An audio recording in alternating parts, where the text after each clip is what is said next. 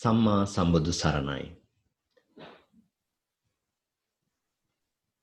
සංසාරේ පුරාවට ඒකාන්ත වශයෙන් මහා කුසල සමුදායක් රැස්පත් කරගෙන අත්පත් කරගෙන ලෞතර සම්මා සම්බුදුරජාණන් වහන්සේලා අනන්ත ප්‍රමාණයක් සියසින්ම දැකගෙන ආපු ගමනක් ආපු ඔබ අපි සෑම සියලු දෙනාට මේ පින පිළිබඳව කුසලය පිළිබඳව තිබෙන ඡන්දය සුළුපටු එකක් නෙමෙයි කියන එක ඒකාන්තයෙන්ම අපි බොහොම තදින් විශ්වාස කරනවා. කරන පින මහත්ඵල මහානිසංස කරගන්නේ කොහොමද? ඒ වගේම මහත්ඵල මහානිසංස වන ආකාරයට කුසල් වඩාගන්නේ කොහොමද කියන කාරණය පිළිබඳව ඒ කුසලයේ හටගන්න සිත් පිළිබඳවත් කුසල් සිදු කරන විට අපිට පහළ වෙන සිත් සහ ඒවායේ ස්වභාවය ඒ සිත්වල ස්වභාවය අනුව මේ කුසලයේ මහත්ඵල මහානිසංස භාවය ඇතිවන ආකාරය පිළිබඳව දැන කියා ගන්න නිවැරදිවම දැන කියා ගන්න ඒකාන්තයෙන් ඔබට ඕනෑකමක් තිබෙන බව අපි දන්නවා. අද දවසේ මේ අපේ අභිධර්ම පාඩම ඒ සඳහා සුවිශේෂී වෙච්ච පාඩමක්. ඒ නිසාවෙන් පෞරාණික තේරවාදයේ ත්‍රිපිටක අධ්‍යයන වැඩසටහනේ අභිධර්මයේ 11 වෙනි පාඩමෙන් අද දවසේ අපි සූදානම් වන්නේ කුසල් සිත් පිළිබඳව ඉගෙන කියා ගන්නටයි. එසේනම් ශ්‍රී බුද්ධ වර්ෂ 2564ක් වූ ඇසළ මස අව සතවක නම් තිතිලත් ශනි දින හෙවත් ව්‍යවහාරික වර්ෂ 2020ක් වූ ජූලි මාස 11 වන සෙනසුරාදා ශ්‍රී ලංකාවේ වේලාවෙන් පස්වරු 7 උදාවන මේ මොහොතේදී ලෝකේ පුරා විසිරී සිටින ඔබ අප සෑම සියලු දෙනාම Zoom යෙදවීම ඔස්සේ අන්තර්ජාලය හරහා සජීවීව මේ සම්බන්ධ වී සිටිනුයේ පෞරාණික තේරවාදය ත්‍රිපිටක අධ්‍යයන වැඩසටහනෙහි අභිධර්මය 11 වෙනි පාඩම සමගයි. අද දිනේ මේ උතුම් වැඩසටහනට මාර්ගෝපදේශකත්වය සපයන අපගේ ගෞරවනීය ආචාර්යයන් වහන්සේ මහනුවර අම්පිටිය උඩගම චිත්ත විවේකාශ්‍රමාධිපති නම කියනට අවසරයි පූජනීය විනයාචාර්ය ගලේවෙල ඥානදස්සන ස්වාමීන්ද්‍රයාණන් වහන්සේ. අපගේ ගෞරවනීය ආරාධනය කාරුණිකව පිළිගෙන ගම්බීර වූ අභිධර්මාර්ථය අපට වටහා ගත හැකි අයුරින් විස්තර කර දෙමින් ඒ පරම ගම්බීර වූ ශ්‍රී සද්ධර්මය ජීවිතවල සැනසීම පිණිසම අපට අවබෝධ කරවීමේලා කැපවන්නා වූ අපගේ ගුරු දේවෝත්තම ගෞරවනීය ස්වාමීන්ද්‍රයාණන් වහන්සේව පාදාභිවන්දනීයව මේ උතුම් වැඩසටහනට පිළිගන්නට සියලු දෙනාම එක්ව මාත් සමගම ගාථා කියමින් ගෞරවනීය ස්වාමින් වහන්සේ වන්දනා කරමු. අවසරයි ස්වාමීන්. ඕකාස වන්දාමි බන්තේ ඕකාස ద్వාරත්තයේන කතං සබ්බං අච්චයං කමත මේ බන්තේ සාදු ඕකාස කමාමි බන්තේ සුඛී හෝතු නිබ්බාන පච්චේ හෝතු සුපත් වේවා. ගෞරවනීය ස්වාමින් වහන්සේ අද දවසේ මේ උතුම් අභිධර්ම පාඩම ඉගෙන කියා ගන්න බොහෝම පිරිසක් Zoom අන්තර්ජාලය යෙදුම ඔස්සේ අපිත් එක්ක සහසම්බන්ධ වෙලා සිටිනවා. ඒ නිසා අප වෙත අනුකම්පාවෙන් 11 වෙනි අභිධර්ම පාඩම අපට කියා දෙන්නට කියලා අපි ඔබ වහන්සේට බොහොම ගෞරවයෙන් පාද නමස්කාර පූර්වකව ආරාධනා කර සිටිනවා. අවසරයි ස්වාමීන්. හොඳයි අපි කවුරුත් නමස්කාර පාඨය කියමු. නමෝ තස්ස භගවතු වරහතෝ සම්මා සම්බුද්දස්ස නමෝ තස්ස භගවතු වරහතෝ සම්මා සම්බුද්දස්ස නමෝ තස්ස භගවතු වරහතෝ සම්මා සම්බුද්දස්ස. හොඳයි සෑම සියලු දෙනාටම තෙරුවන් සරණයි. අදත් අපි අභිධර්ම වැඩසටහන ආරම්භ කිරීමට මේ සූදානම් වෙන්නේ. ඉතින් ගිය සතිය අපි කරපු පාඩම් වලට අදාළව ප්‍රශ්නෝත්තර සාකච්ඡාව අපි මුලින්ම කරමු. තමන් ලියපු උත්තර මේ වෙලාවේ ළඟට ගන්න අපි බලමු නිවැරදිව පිළිතුරු ලියලා තියෙනවද කියලා.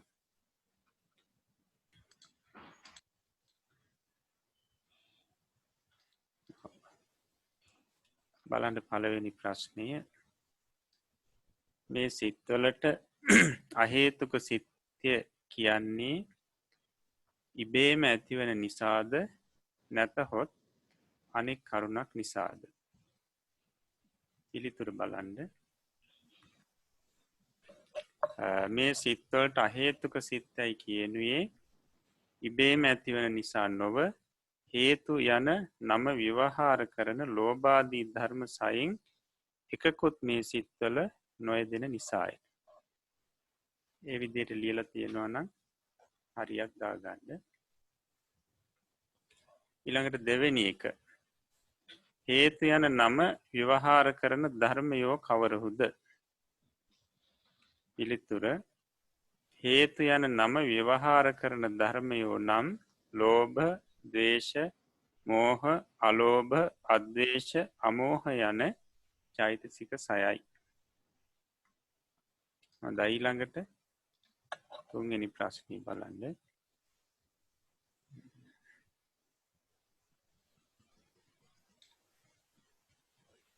විපාකයි කියනුවේ කෙබඳු සිත් කොටසකටද? විපාකයි කියනුවේ කෙබඳු සිත් කොටසකටද? ඒක පිළිතුර තියෙනවා. කුසල් අකුසල් කර තැනැත්තාගේ సంతානෙහි ඒ කුසලාකුසලයන් නිසා අනාගතයේ ඇතිවන සිත් නොහොත් කුසලාකුසලයන්ගේ බලයෙන් අනාගතයේ ඇති කරවන සිත් විපාක සිත් නම් වේ. එහෙම ලියලා තියෙනවා නම් හරි ලකුණක් දාගන්න. ඊළඟට බලමු අපි හතරවෙනි එක. අහේතුක සිත්වලට නන්දී තිබෙන්නේ කෙසේද? අහේතුක සිත්වලට නන්දී තිබෙන්නේ ඒ සිත් උපදනා ස්ථානයන් අනුව සහ ඒ සිත්වලින් සිදු කරන කෘත්‍යයන් අනුවය. ඒ විදිහට ලියලා තියෙනවා නම් හරි දාගන්න. ඊළඟට 5. අකුසල් සිත්වලින් සහේතුක විපාකත් ඇති කරනවාද? අකුසල් සිත්වලින් සහේතුක විපාක ඇති නොකරයි. පිළිතුර එහෙමයි.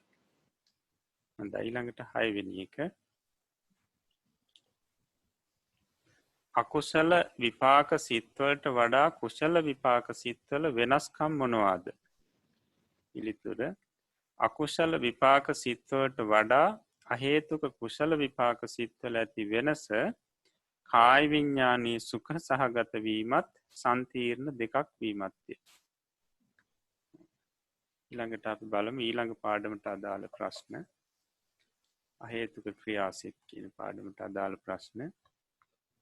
ක්‍රියාසිතය කියනුවේ කෙබඳු සිත්වලටද? විපාක උපදවන ස්වභාවයක් නැති යම්කිසි කර්මයක විපාකත් නොවන සිත්වලට ක්‍රියාසිතයයි කියනු ලැබේ. හොඳයි ඊළඟට දෙවෙනි ප්‍රශ්නය බලමු. අහේතුක ක්‍රියාසිත්වලට නම් තබා ඇත්තේ කුමකින්ද? පිළිතුර අහේතුක ක්‍රියාසිත්වලට නම් තබා ඇත්තේ ඒ සිත්වලින් සිදු කරන කෘත්‍යයන් අනුවය. ඒ සිත්වලින් සිදු කරන කෘත්‍යයන් අනුවය. ඊළඟට හසිතෝප්පාද සිතින් උපදවන සිනහ දෙක කුමක්ද? පිළිතුර හසිතෝප්පාද සිතින් උපදවන්නේ සිත හසිත යන සිනහ දෙකයි. නට 4 වෙනි එක. ඒ සිත ඇතිවන්නේ කාටද? ඒ සිත ඇතිවන්නේ රහතන් වහන්සේලාටය. එහෙමත් නැත්නම් අපි කියනවා නම් බුදු පසේ බුදු රහත් උතුමන් වහන්සේලාටය. ඊළඟට 5 වෙනි ප්‍රශ්නේ. අශෝභන සිත් කොතෙක්ද? අශෝභන සිත් 30කි නැත්නම් 30යි. හොඳයි. ඊළඟට ඒවායේ සෝමනස්ස සහගත සිත් කොතෙක්ද? දැන් මෙතන ඒවායේ කියලා අහන්නේ අශෝභන සිත්වල. එතකොට අශෝභන සිත් 30යි. ඒ සිත් 30 අතරින් තමයි මේ අහන්නේ සෝමනස්ස සහගත සිත් කොතෙක්ද කියලා. එතකොට සෝමනස්ස සහගත සිත් 6කි. 7. උපේක්ෂා සහගත සිත් කොතෙක්ද? උපේක්ෂා සහගත සිත් 20කි. 20යි. ඊළඟට දෝමනස්ස සහගත සිත් කොතෙක්ද? දෝමනස්ස සහගත සිත් 2කි. ඊළඟට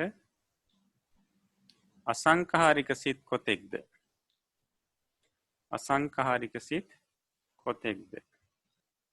අසංඛාරික සිත් 25කි. ඊට පස්සේ සසංඛාරික සිත් කොතෙක්ද? සසංඛාරික සිත් 5කි. කියන්නේ 5යි.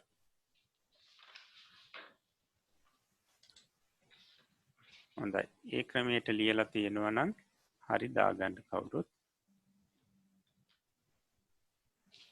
ඊළඟට අපි බලමු දැන් මේ අශෝභන සිත්වල අපි දැන් මේ සෝමනස්ස සහගත ඒ වගේම උපේක්ෂා සහගත අසංඛාරික සසංඛාරික දෝමනස්ස සහගත මේ විදිහට අපි ප්‍රශ්නවලට උත්තර ලිව්වා. ඒ සිත් කොච්චර යෙදෙනවද කියලා අපි වගුවකින් ඒ පිළිබඳ තවදුරටත් පැහැදිලි කරගමු. මේ අශෝභන සිත්වල මේ සෝමනස්ස සහගත සිත්, උපේක්ෂා සහගත සිත්, ඒ වගේම දෝමනස්ස සහගත සිත්, ඒ වගේම දුක්ඛ සහගත, සුඛ සහගත, අසංඛාරික, සසංඛාරික කියලා මේ සියලුම ආකාරයෙන් අපි පැහැදිලි කරගනිමු. දැන් බලන්න මේ වගුවේ සෝමනස්ස සහගත කියන එක තමයි අර කෙටියෙන් මුලින්ම තියෙන්නේ උඩ. ඊට පස්සේ ඌ අකුරත් ස අකුරත් තියෙනවා. එතනින් පැහැදිලි කරන්නේ උපේක්ෂා සහගත කියන එකයි.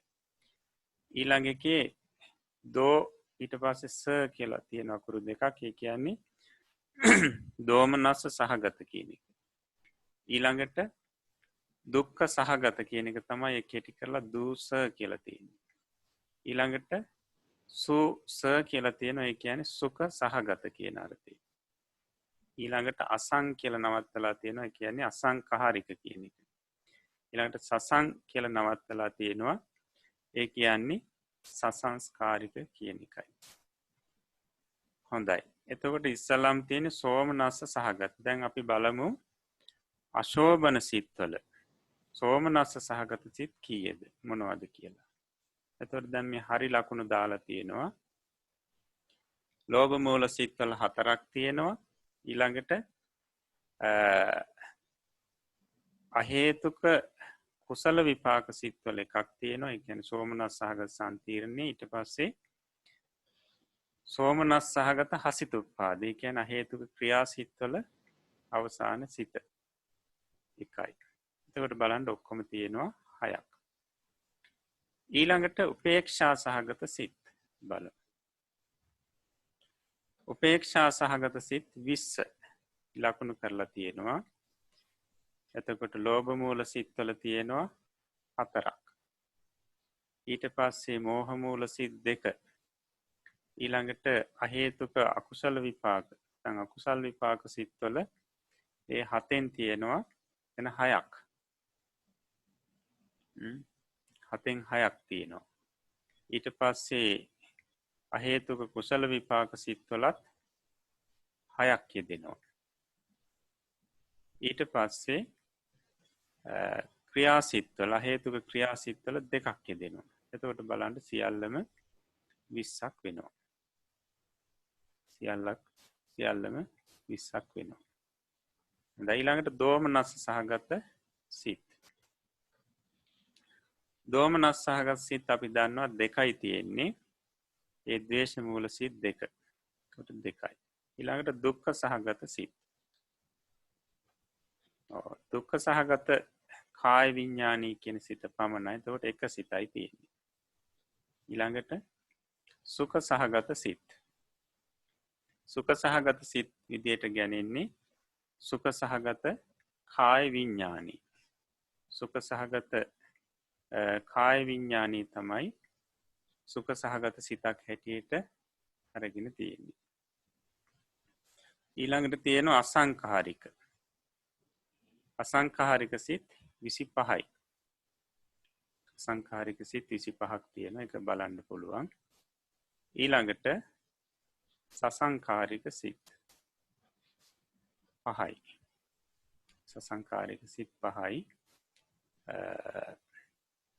එතකොට ලෝභ මූල සිත්වල 4ක් තියෙනවා. ඊට පස්සේ ද්වේෂ මූල සිත්වල 1ක් තියෙනවා. මේ විදිහට තමයි 5 ගණන්නේ.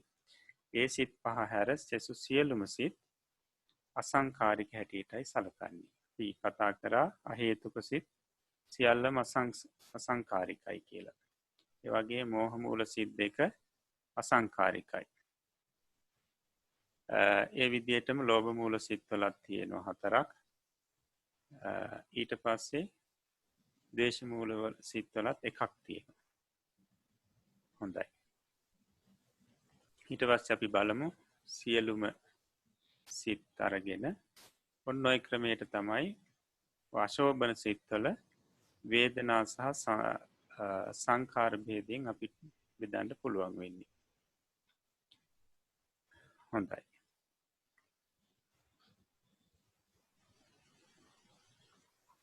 ඊළඟට අපි බලමු සාමාන්‍යයෙන් දැන් අපි මේ අද ඉගෙන ගන්න යන්නේ අලුත් පාඩමක් නිසා අලුත් සිත් කොටසක් නිසා අපි බලමු අපි මේ සිත් ඉගෙනීමේ කොයි තැනද දැන් ඉන්නේ කියලා. සිත් ඉගෙන ගැනීමේ කොයි තැනද අපි ඉන්නේ කියලා අපි බලමු. ඉස්සල්ලාම අපි චිත්තය සිත පරමාර්ථ ධර්ම 4 අතරින් එකක් තමයි චිත්තය කියලා කියන්නේ. ඒ සිත කොටස් 4කට මුලින්ම බෙදෙනවා. පළවෙනි එක කාම ආවචර සිත්, ඊළඟට රූපාවචර සිත්, ඊළඟට අරූපාවචර සිත්, ඊළඟට ලෝකෝත්තර සිත්. ඔය විදිහට. ඒකට කාමාවචර සිත් 54යි. මේ කාමාවචර සිත් නැවත කොටස් 3කට බෙදෙනවා. අකුසල් සිත්, ඊළඟට අහේතුක සිත්, ඊළඟට කාමාවචර සෝභන සිත් කියලා. ඒකට බලන්න එතන අපි අකුසල් සිත් මේ වෙනකොට ඉගෙන ගත්තා. ඒකට කාමාවචර සිත් 54න් අකුසල් සිත් 12 ඉගෙන ගත්තා. ඊළඟට අහේතුක සිත් 18ත් ඉගෙන ගත්තා. ඊළඟට අපිට දැන් තියෙන්නේ කාමාවචර සෝභන සිත් 24 ඉගෙන ගන්න. ඒ 24 ඉගෙන ගත්තට පස්සේ කාමාවචර සිත් 54 සම්පූර්ණ වෙනවා. ඒ 24 ඉගෙන ගත්තට පස්සේ අපිට තියෙන ඊළඟට රූපාවචර සිත් 15 ඉගෙන ගන්න. එතකොට කාමාවචර සෝභන සිත් 24න් 24ත් ඊට පස්සේ බෙදන්න පුළුවන් අපිට. කොටස් 3කට බෙදෙනවා. එතකොට බලන්න කාමාවචර කුසල් සිත් 8ක් තියෙනවා. ඊළඟට සහේතුක කාමාවචර විපාක සිත් 8. දැන් අපි අර මුලින් ඉගෙන ගත්තා අහේතුක කුසල විපාක සිත් 8ක් කියලා. දැන් අහේතුක කුසල විපාක සිත් 8 ඉගෙන ගත්තා. දැන් අපිට මෙතන තියෙනවා සහේතුක කාමාවචර විපාක සිත් 8. කියන්නේ කුසල් විපාක සිත් 8. ඊට පස්සේ සහේතුක කාමාවචර ක්‍රියාසිත 8. ඒකට බලන්න සියල්ලම තියෙනවා 24ක්. එතකොට අපිට මුලින්ම කාමාවචර කුසාසිත 8, ඊට පස්සේ විපාක සිත් 8, ඊළඟට ක්‍රියාසිත 8. ඔය ක්‍රමයෙන් තමයි ඉගෙන ගන්න තියෙන්නේ. ඔය 24 ඉගෙන ගත්තට පස්සේ ඔන්න කාමාවචර සිත් සම්පූර්ණ වෙනවා. එතකොට අපිට අද ඉගෙන ගන්න මුලින්ම ඉගෙන ගන්නේ කාමාවචර කුසාසිත 8. බලමු කාමාවචර කුසාසිත 8 මොනවද කියන එක. පළවෙනි එක සෝමනස්ස සහගත ඥාන සංප්‍රයුක්ත අසංස්කාරික සිත. ඊළඟට දෙවෙනි එක සෝමනස්ස සහගත ඥාන සංප්‍රයුක්ත සසංස්කාරික සිත. ඊළඟට තුන්වෙනි එක සෝමනස්ස සහගත ඥාන විප්‍රයුක්ත අසංස්කාරික සිත. ඊළඟට සෝමනස්ස සහගත ඥාන විප්‍රයුක්ත සසංස්කාරික සිත. ඊළඟට උපේක්ෂා සහගත ඥාන සංප්‍රයුක්ත අසංස්කාරික සිත. ඊළඟට උපේක්ෂා සහගත ඥාන සංප්‍රයුක්ත සසංස්කාරික සිත. ඊළඟට උපේක්ෂා සහගත ඥාන විප්‍රයුක්ත අසංස්කාරික සිත. ඊළඟට උපේක්ෂා සහගත ඥාන විප්‍රයුක්ත සසංස්කාරික සිත. එතකොට අපිට ඔය සිත් 8 පාලි ක්‍රමයටත් කියන්න පුළුවන්. බලමු. සෝමනස්ස සහගත ඥාන සංප්‍රයුක්ත අසංකාරික සිත. ඊළඟට සෝමනස්ස සහගත ඥාන සංප්‍රයුක්ත සසංකාරික සිත. සෝමනස්ස සහගත ඥාන විප්‍රයුක්ත අසංකාරික සිත. සෝමනස්ස සහගත ඥාන විප්‍රයුක්ත සසංකාරික සිත. උපේක්ඛහ සහගත ඥාන සංප්‍රයුක්ත අසංකාරික සිත. ඊළඟට උපේක්ඛහ සහගත ඥාන සංප්‍රයුක්ත සසංකාරික සිත. ඊළඟට උපේක්ඛහ සහගත ඥාන විප්‍රයුක්ත අසංකාරික සිත. ඊළඟට උපේක්ඛහ සහගත ඥාන විප්‍රයුක්ත සසංකාරික සිත. ඔය පාලි ක්‍රමයට. එතකොට ඔය දෙකෙන් කොයි ක්‍රමයකට මතක තියාගත්තත් කමක් නැහැ පාඩම් කරනකොට සිත් ටික. හොඳයි.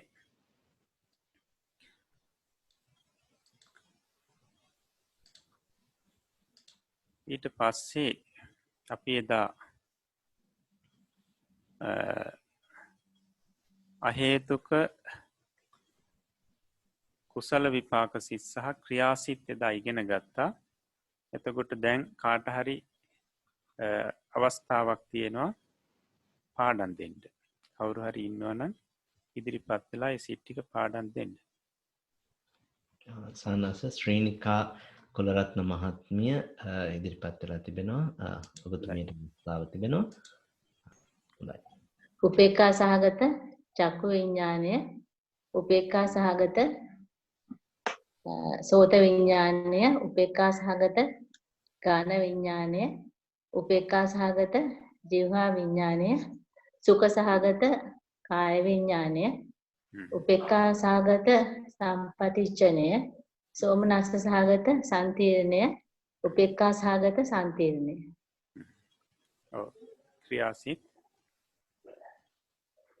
ක්‍රියාසිත උපේක්ඛා සහගත පංචද්වාරාචනය, උපේක්ඛා සහගත මනෝද්වාරාචනය, හසිත උප්පාදය. සෝමනස්ස සහගත හසිත උප්පාදය. හොඳයි හොඳයි.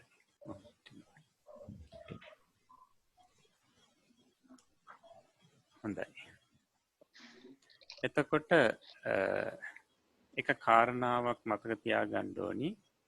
ඊට ගිය පාඩමට අදාළව අපි කතා කරා මේ මනෝද්වාරයේ සහ මනෝද්වාරාවජ්ජන සිත කියලා දෙකක්. උපේක්ෂා සහගත මනෝද්වාරාවජ්ජන සිත, ඊළඟට මනෝද්වාරේ.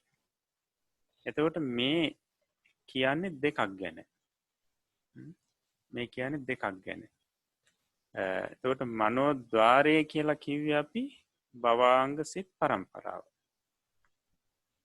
මනෝද්වාරා වජ්ජන සිත කියලා කිව්වේ ඒ මනෝද්වාරයේ අරමුණක් හැපෙනකොට මුලින්ම දැනගන්න සිත. දැනගන්නා සිත. එතකොට ඒ දෙකක් හැටියට අපි දැනගන්න ඕනේ. දැන් මනෝද්වාරා වජ්ජන සිත ගැන අපිට තාම ඒක හරි දැනීමක් නැහැ. ඒත් ඉදිරියේදී ඒක විස්තර කරනවා.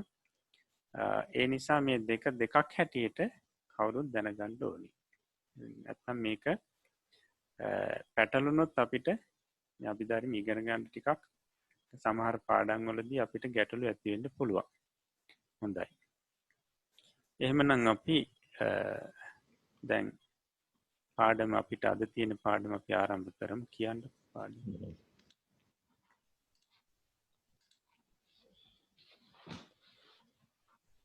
කාමාවචර කුසල් සිත් 8. යම් කිසිවෙකුගේ సంతානෙහි ඇතිවුවහොත් ඒ තැනැත්තාගේ సంతානෙහි අනාගතයෙහි ඉෂ්ට විපාක ඇති කරන්නා වූ සිත්වලට කුසල් සිත්යයි කියනු ලැබේ. දන් දීම්, සිල් රැකීම් ආදී වශයෙන් සාමාන්‍ය ජනයාට ඇතිවන කුසලය කාමාවචර කුසලය. ශ්‍රද්ධාව බලවත් වීම රිසිසේ දාන වස්තුන් ලැබී ප්‍රිය ප්‍රතිග්‍රාහකයන් ලැබීම ආදියෙන් ඒ කුසල චිත්තය සෝමනස්සයෙන් යුක්තවද ඒවා නොලත් අවස්ථාවලදී උපේක්ෂාවෙන් යුක්තවද ඇතිවේ. එබැවින් සාමාන්‍යයෙන් එකක් වූ කුශල චිත්තය සෝමනස්ස සහගත සිතය උපේක්ෂා සහගත සිතය කියා දෙකක් වේ.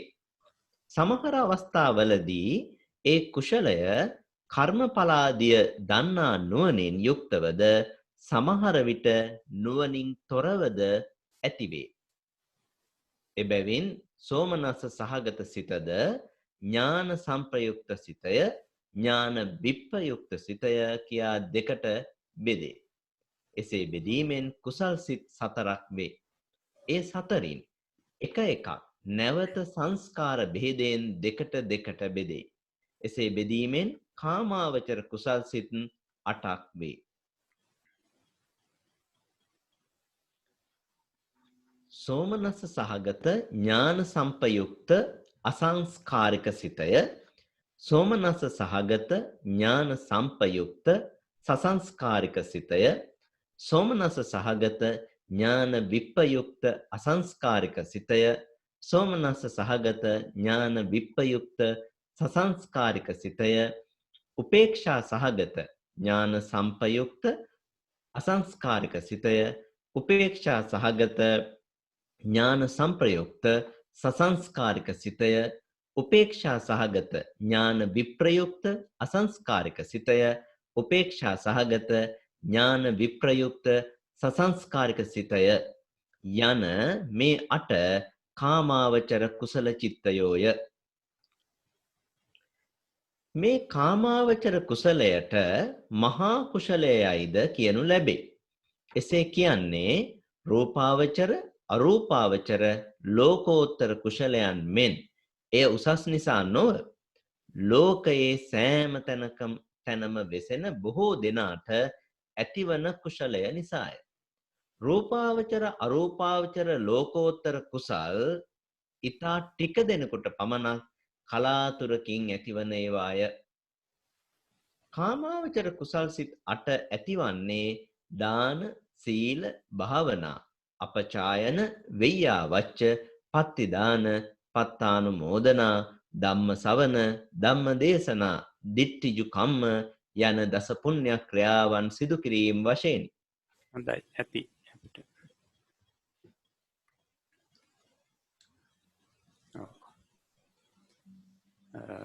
හොඳයි අපි බලමු. පාඩම කාමාවචර කුසල් සිත් 8. මුලින්ම තියෙන කාමාවචර කුසල් සිත් 8. මේක පැහැදිලි කරනවා මේ දැන් කුසල් සිත් අපි මීට කලින් ඉගෙන ගත්තේ නැහැ. හැබැයි කුසල විපාක සිත් කොටසක් ඉගෙන ගත්තා. කියන්නේ අහේතුක කුසල විපාක සිත්. කොට දැන් අකුසල් සිත් කියනකොට අපි කොහොමද ඉගෙන ගත්තේ? යමෙකුගේ సంతානේ පහළ වුණොත් අනාගතයේ හොට අනිෂ්ට විපාක ගෙන දෙන සිත් වලට තමයි කිව්වේ අකුසල් සිත් කියලා.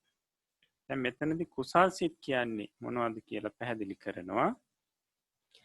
යම් කිසියෙකුගේ సంతානේ ඇති වුවහොත් ඒ තැනැත්තාගේ సంతානේ අනාගතයේ ඉෂ්ට විපාක ඇති කරන්නා වූ සිත් වලට කුසල් සිත්යයි කියනු ලැබේ. අද බලන්න. එතකොට අර අකුසලයේ අනිත් පැත්ත මේ. යම් කිසි කෙනෙකුගේ సంతානේ පහළ වුණොත් ඔහුට අනාගත ඉෂ්ට විපාක ඇති කරන සිත් වලට තමයි මේ කුසල් සිත් කියලා කියන්නේ. එතකොට දැන් බලන්න අපි කවුරුත් කැමති ඉෂ්ට විපාක ලබන්නනේ. ඒකට ඉෂ්ට විපාක හොඳ විපාක ලබන්නට නම් මේ කල යුත්තේ මොකද්ද? මෙන්න මේ කුසල් සිත් సంతානේ ඇති කර ගැනීම. කුසල් සිත් වඩාත් පහළ කර ගැනීම තමා කරන්න ඕනි අපි ඉෂ්ට විපාක ලබා ගැනීමට බලාපොරොත්තු වෙනවා නම්. බුදුරජාණන් වහන්සේ දේශනා කරනවා මේ සබ්බේ සත්තා සුඛකාමා දුක්ඛ පටික්කුලා. සියලුම සත්වයෝ මේ දුක පිළිකුල් කරනවා. සැපේටමයි කැමති. එතකොට සැපේට කැමති දුක පිළිකුල් කරනවා. එහෙමනම් ඒ සැපය ඉෂ්ට විපාක සැපේ කියන ඉෂ්ට විපාක ලබන්නට නම් ඉෂ්ට විපාක ඇති කරන සිත් පහළ කරගන්න වෙනවා. එතකොට බලන්ඩ දන්දීම් සිල් රැකීම් ආදී වශයෙන් සාමාන්‍ය ජනයාට ඇතිවන කුසලය කාමාවචර කුසලේය. දන්දීම් වශයෙන් සිල් රැකීම් වශයෙන් භාවනා කිරීම වශයෙන් මේ සාමාන්‍ය ජනයාට ඇතිවන කුසලයට කියනවා කාමාවචර කුසලය කිය. කාමාවචර කුසලේ. මොකද එහෙම කියන්න හේතුව තව රූපාවචර කුසලේ අරූපාවචර කුසලේ ලෝකෝත්තර කුසලේ කියලා තව කොටස් 3ක් තියෙනවා. ඒවාට වෙනම නම් කියන්නේ මෙතනදි කාමාවචර කුසලේ කියලා කියන්නේ මේ සාමාන්‍ය ජනයාට ඇතිවන කුසලයට. ශ්‍රද්ධාව බලවත්වීම් රිසිසේ දානවස්තුූන් ලැබී ප්‍රිය ප්‍රතිග්‍රාහකයන් ලැබීම් ආදියෙන් ඒ කුසල චිත්තය සෝමනස්සයෙන් යුක්තව උපදින. ඒ කියන්නේ සෝමනස්සේ කියලා කියන්නේ සතුට සතුට. මේ සතුට කුසාසිත් පහළ වෙනකොට සතුටින් යුතු කුසාසිත් පහළ වෙන්නට නම් බලපාන කාරණා තියෙනවා තමන්ගේ ශ්‍රද්ධාව බලවත්වෙනවා. ශ්‍රද්ධහා බලවත්වීමෙන් අන්න කුසලේ සෝමනස්ස වෙනවා. ඊට පස්සේ අපි ගත්තොත් දානය සම්බන්ධයෙන් දානය දෙන්න අවශ්‍ය මේ දානී දීම සඳහා අවශ්‍ය විදියටම දානය හදලා තියෙනවා. කියන්නේ දාන වස්තුව හොඳට හදලා තියෙනවා. ඊට පස්සේ දානයේ පූජා කරන්න තමන්ට ප්‍රිය ප්‍රතිග්‍රාහක පිරිසක් ලැබිලා ඉන්නවා. අන්න මේ ආදී කාරණාවලින් ඒ කුසල් සිත සෝමනස්ස සහගත වෙනවා. තමන්ට ඒ තුළින් සතුටක් ඇතිවෙන නිසා. එතකොට ඔය විදිහේ ශ්‍රද්ධහා බලවත්වීම් බලවත් නොවීම් ඒවගේම තමන් බලාපොරොත්වන විදිහට දානයේ සකස් කරගණ්ඩ බැරිවීම ඊළඟට ප්‍රිය ප්‍රතිග්‍රාහකයන් නොලබීම මෙන්න මේ කාරණාවලින් ඒ සිත කුසා සිත උපේක්ෂාවේදනාවෙන් යුක්ත වෙනවා. ඊළඟට මෙන්න මේ නිසා සාමාන්‍යයෙන් අර කාමාවචර කුසලය දෙකට බෙදෙනවා. එකක් සෝමනස්ස සහගතයි අනික උපේක්ෂා සහගතයි. ඊළඟට මේ කුසලේ සමහර වෙලාවට කර්ම පලාදිය දන්නා නුවනින් යුක්තව පහළ වෙන. ඒ කුසලේ කරනකොට කර්ම පල දන්නා නුවනින් යුතුව ඇති වෙනවා සමහරලාට. සමහර වෙලාවට එයින් තොරව ඇති වෙනවා. අන්න එතකොට අර සෝමනස්ස සහගත උපේක්ෂා සහගත කියල දෙකට බෙදනු කුසල් සිත ඊළඟට නැවතත් අය දෙකට බෙදෙනවා එකක් මේ ඥාන සම්ප්‍රයුක්ත ඥානයත් එක යෙදෙන සිත ඥානයත් එක නොයෙදෙන සිත ඒ විදියට. ඊළඟට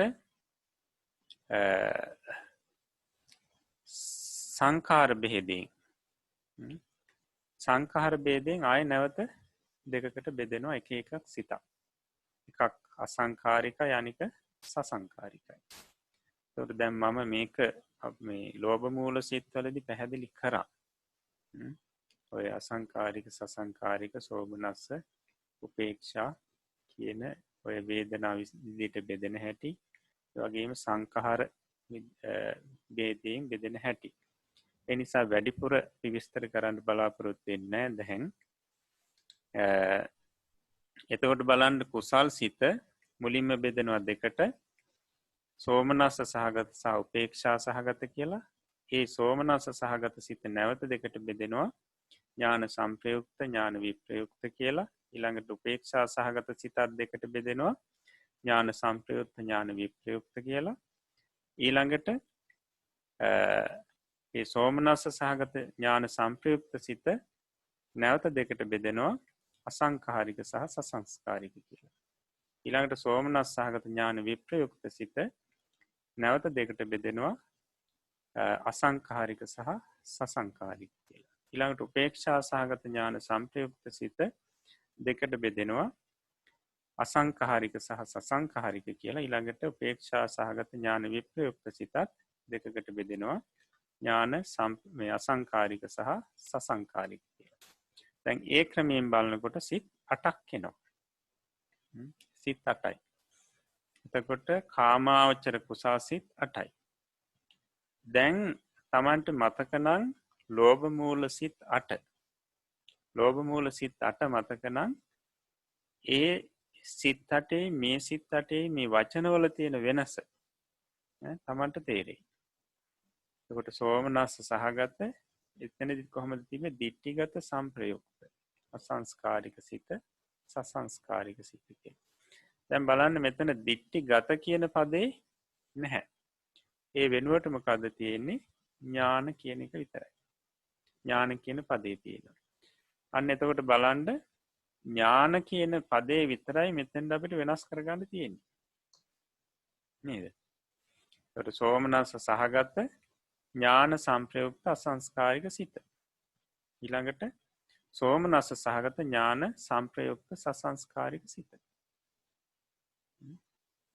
ඊළඟට සෝමනස්ස සහගත දැන් ලෝභ මූල සිත්වල තිබුණේ ditthිගත විප්‍රයුක්ත අසංස්කාරික සිත කියලා. දැන් ditthිගත කියන එක අපි අයින් කරනවා. ඒකට ඥාන. දැන් ඥාන විප්‍රයුක්ත අසංස්කාරික සිත. එතකොට ditthිගත කියන පදය අයින් කරලා ඥාන කියන වචනේ යොදාගෙන අපි මතක තියාගත්තාම මේ කුසල් සිත් 8ත් පහසුවෙන් මතක තියාගන්න පුළුවන්. මතක තියාගන්න පුළුවන්. එතකොට මේ 8 කාමාවචර කුසල චිත්තයෝය. මේ 8ට කියනවා කාමාවචර කුසල් සිත් කියලා. මේ කාමාවචර කුසලයට මහා කුසලයයිද කියනු ලැබේ. සාමාන්‍යයෙන් මහා කුසලයේ කියලා කියනවා මේ සිත් 8ට. සමහර තැන්වල අපිට මුණ ගැහි ඉදිරියට මහා කුසල් 8 කියලා. ඒ මහා කුසල් 8 කියලා කියන්නේ මෙන්න මේ සිත් 8ට. මේ සිත් 8ට. ඉතින් මේ කාමාවචර කුසල් සිත් 8ට මහා කුසලයේ කියන්න හේතුව මේ රූපාවචර අරූපාවචර ලෝකෝත්තර කුසල් තරම් කුසල් වලටත් වඩා මේ කුසල් සිත් 8 මේ උසස් නිසා නෙවෙයි. ලෝකයේ සෑම තැනම වෙසෙන බොහෝ දෙනාට ඇතිවන කුසලයේ නිසා. බොහෝ දෙනාට බොහෝ සෙයින් ඇතිවෙන්නේ මෙන්න මේ කුසල් 8. කුසල් කිරීමේදී ඇතිවෙන්නේ මේ කුසල් සිත් 8 බොහෝ දෙනෙකුට. ලෝකයේ කොහේ හිටියත් බොහෝ දෙනෙකුට ඇතිවෙන්නේ මේ කුසල් සිත් 8. ඒ නිසා අර බොහෝ සෙයින් බොහෝ දෙනෙකුට ඇතිවෙන නිසාම මේකට මහා කුසලයේ කියලා කියනවා. මහා කුසලයේ කියලා කියනවා. රූපාවචර අරූපාවචර ලෝකෝත්තර කුසල් ඉතා ටික දෙනෙකුට පමණක් කලාතුරකින් ඇතිවෙන ඒවායි. රූපාවචර අරූපාවචර ලෝකෝත්තර කුසල් අපි ඉදිරියේදී ඉගෙන ගන්නවා ඒ සිත්. ඒ සිත් ඇති වෙන්නේ කලාතුරකින් කීප දෙනෙකුට පමණයි. වැඩි දෙනෙකුටම ඇති වෙන්නේ මේ කාමාවචර කුසල් සිත් 8.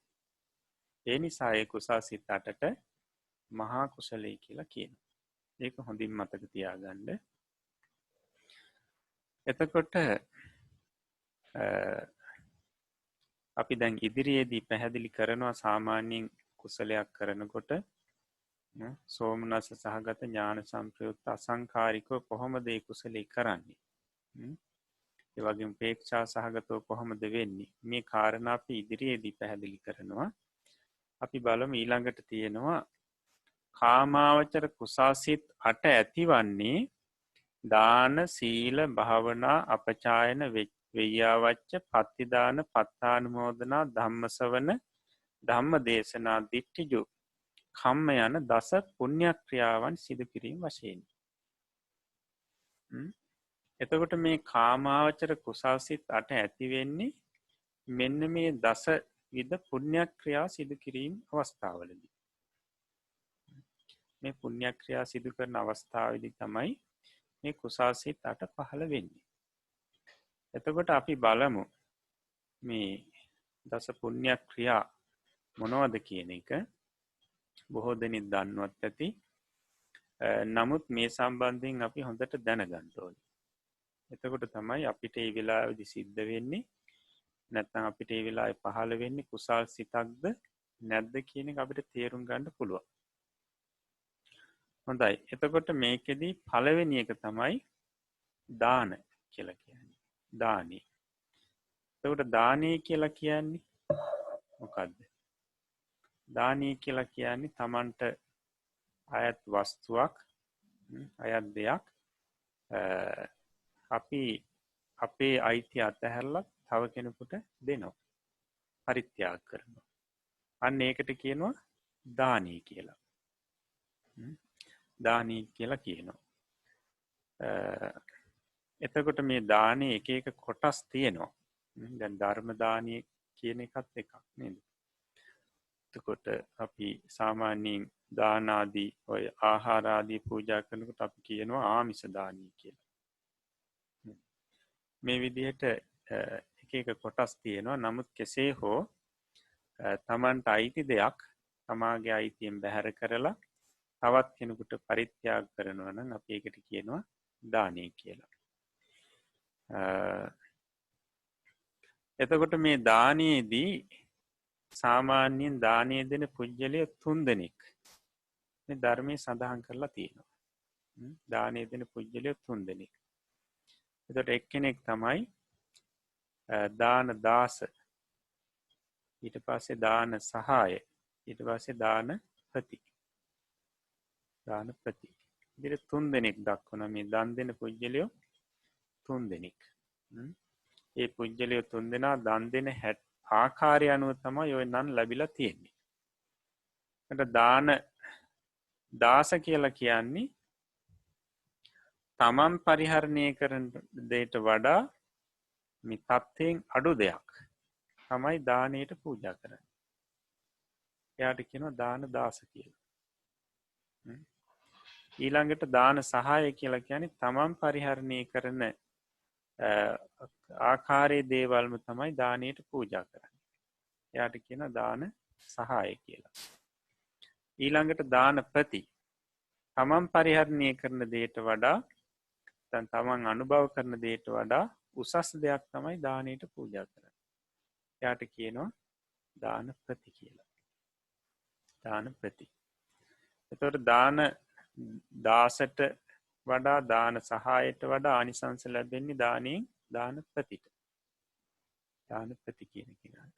දැන් දාන දාස කියනකොට සාමාන්‍යයෙන් ඒ තැනත්තා පරිහරණය කරන දෙයට වඩා අනුභව කරන දෙයට වඩා වටිනාකමින් තත්ත්වයෙන් අඩු දේවල්ම තමයි නිතරම දන් දෙන්න හිතන්නේ.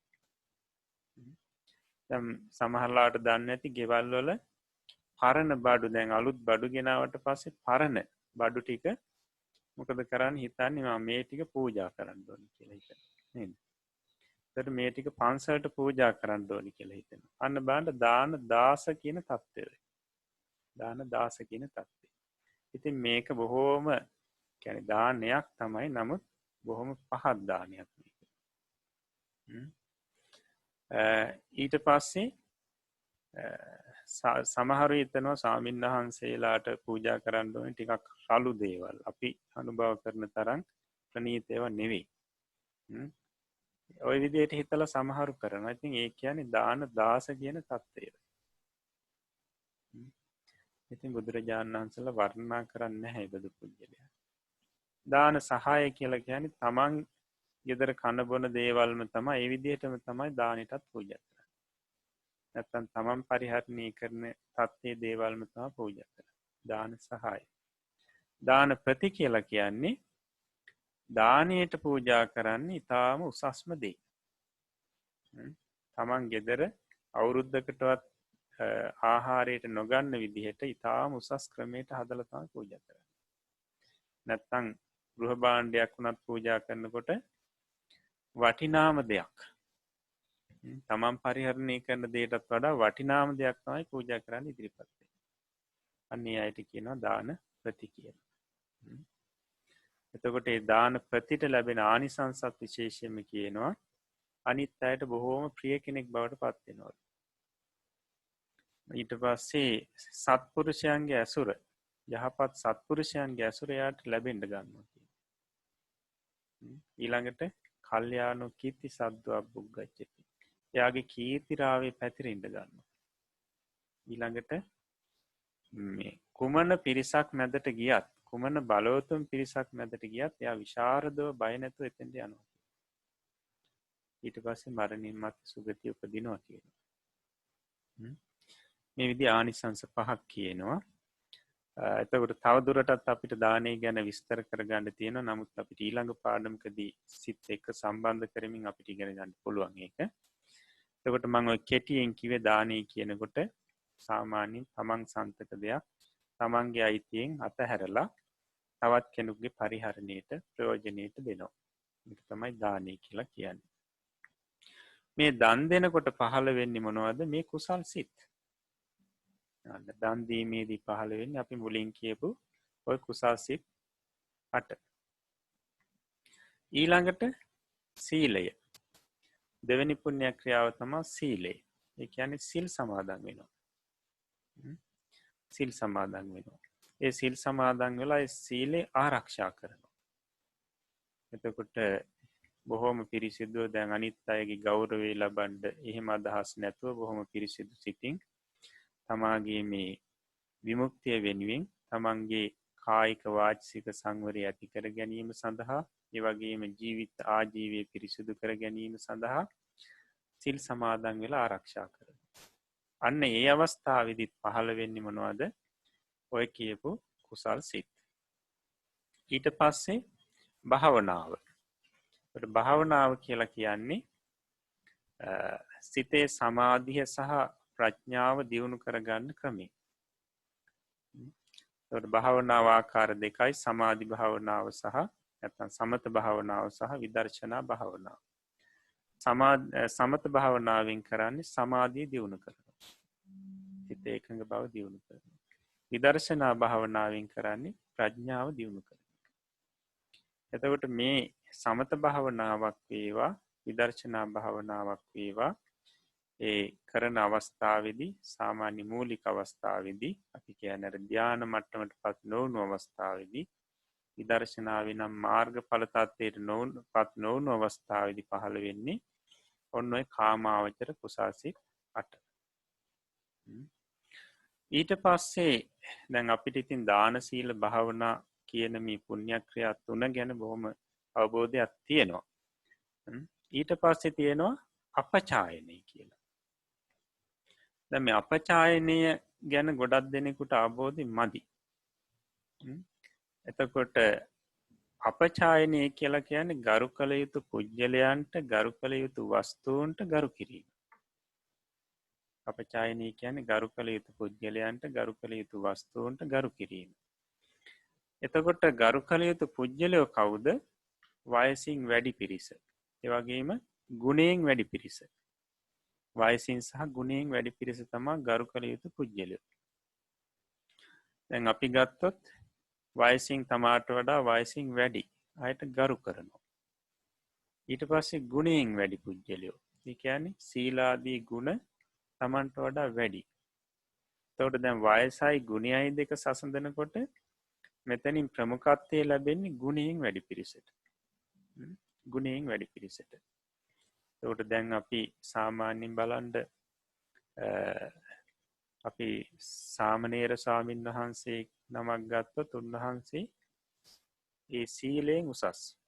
ඒ නිසා වයසින් වැඩි දෙමව්පියෝ පවා ගරු කරනවා නේද? එතකොට අන්න බලන්න වයසින් සහ වයස සහ ගුණය සසඳනකොට සාමාන්‍යයෙන් ගුණයෙන් වැඩි උතුමන්ට සලකනවා. ඒ කියන්නේ ගිහි පැවිදි පිරිස අතර අපි ගත්තොත් ඒ වගේම ස්වාමීන් වහන්සේලාගේ පැත්තෙන් ගත්තොත් එතනදිත් සාමණේර ස්වාමීන් වහන්සේලාට වඩා උපසම්පදා ස්වාමීන් වහන්සේලාට ගරු කරනවා. සාමණේර ස්වාමීන් වහන්සේලා උපසම්පදා ස්වාමීන් වහන්සේලාට ගරු කරනවා. උපසම්පදා ස්වාමීන් වහන්සේලාගෙත් ඒ විදිහට තියෙනවා පිළිවෙලක්. එතකොට ගරු කළ යුතු වස්තු ගත්තොත් අපි චෛත්‍ය, බෝධීන් වහන්සේ, එවැගේම පිළිම වහන්සේ, ධාතුන් වහන්සේලා නේද? මේවා තමයි ගරු කළ යුතු වස්තු. මේ ගරු කළ යුතු පුද්ගලයන්ට, ගරු කළ යුතු වස්තුන්ට ගරු කරන අවස්ථාවේදී පහළ වෙන්නේ මොනවද? අන්න අර කුසල් සිතුවිලි. නැත්තම් කුසල් සිත 8. එතකොට සාමාන්‍යයෙන් දැන් අපි වැඩිහිටියෙකුට ගරු කරනකොට ගෙදරදී වැඩිහිටියෙක් කෙනෙකුට අපි ආසනයෙන් නැගිටිනවා, ඉඳගෙන ඉන්න තැනින් පුටුවෙන් නැගිටිනවා. දැන් සමහරෙකුට හිතෙනවා මේක නිකන් අර නීචකමක් කියලා. නමුත් අපේ ධර්මයේ පෙන්වන්නේ මෙන්න කුසල් සිතුවිලි පහළ වෙන අවස්ථාවක්. කුසල් සිතුවිලි පහළ වෙන අවස්ථාවක්. ඊට පස්සේ දැන් අපි සාමාන්‍යයෙන් චෛත්‍ය ළඟට යනකොට, ඊපස්සේ බෝධීන් වහන්සේ ළඟට යනකොට, විහාරයට යනකොට අපි පාවහන් ගලවනවා නේද? පූජනීය ස්ථානයකට යනකොට පාවහන් ගලවනවා. අන්න ගරු කිරීමක්. ගරු කළ යුතු වස්තුන්ට ගරු කිරීම. නැත්නම් ගරු කළ යුතු පුජ්‍යලයක් හම වෙනකොට පාවහන් ආදී ගලවලා කතා කරනවා. එතකොට ඒ අවස්ථාවේදී පහළ වෙන්නේ අර කුසල් සිත්. එතකොට දැන් සමහරලාවට වන්දනා කරනවා නේද අපි? වන්දනා කිරීම කියලා කියන්නේ ගරු කළ යුතු පුජ්‍යලයන්ට, ගරු කළ යුතු වස්තුන්ට ගරු කිරීමක්. ඒකට බලන්න අපි වැඩිහිටියන්ට වන්දනා කරනවා කියන්නේ, ඊට පස්සේ ගුරුතුමන්ට වන්දනා කරනවා කියලා කියන්නේ, නැත්නම් ස්වාමින් වහන්සේලාට වන්දනා කරනවා කියන්නේ කුසල් සිත් පහළ වෙන අවස්ථාවක්. ඒ කියන්නේ අර ගාථාව කියන්නේ අභිවාදන සීලිස්ස නිච්ඡං උද්ධාපචායිනෝ චත්තාරෝ ධම්මා වඩ්ඩಂತಿ ආයුවන්නෝ සුඛං බලං. ඒකේ පැහැදිලි කරන්නේ මේ නිරන්තරයෙන්ම වැඩිහිටි ආදී මේ සිල්වත් ගුණවතුන්ට වන්දනාමාන කරන, ඒ ගරු බුහුමන් කරන කෙනාට ආනිසංස 4ක් ලැබෙනවා. ආයුෂේ, වර්ණයේ, සැපේ, බලේ. මේ ආනිසංස 4 ලැබෙනවා. එතකොට බලන්න එහෙමනම් අර වන්දනා කරනකොට සිද්ධ වෙන්නේ කුසල් සිතුවිලි පහළ වීමක්.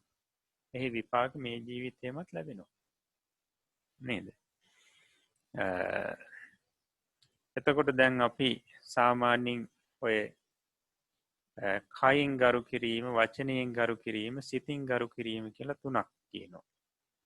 එතන කයින් ගරු කිරීම කියලා කියන්නේ අපි දන නවල වන්දනා කිරීම ආදී ක්‍රම.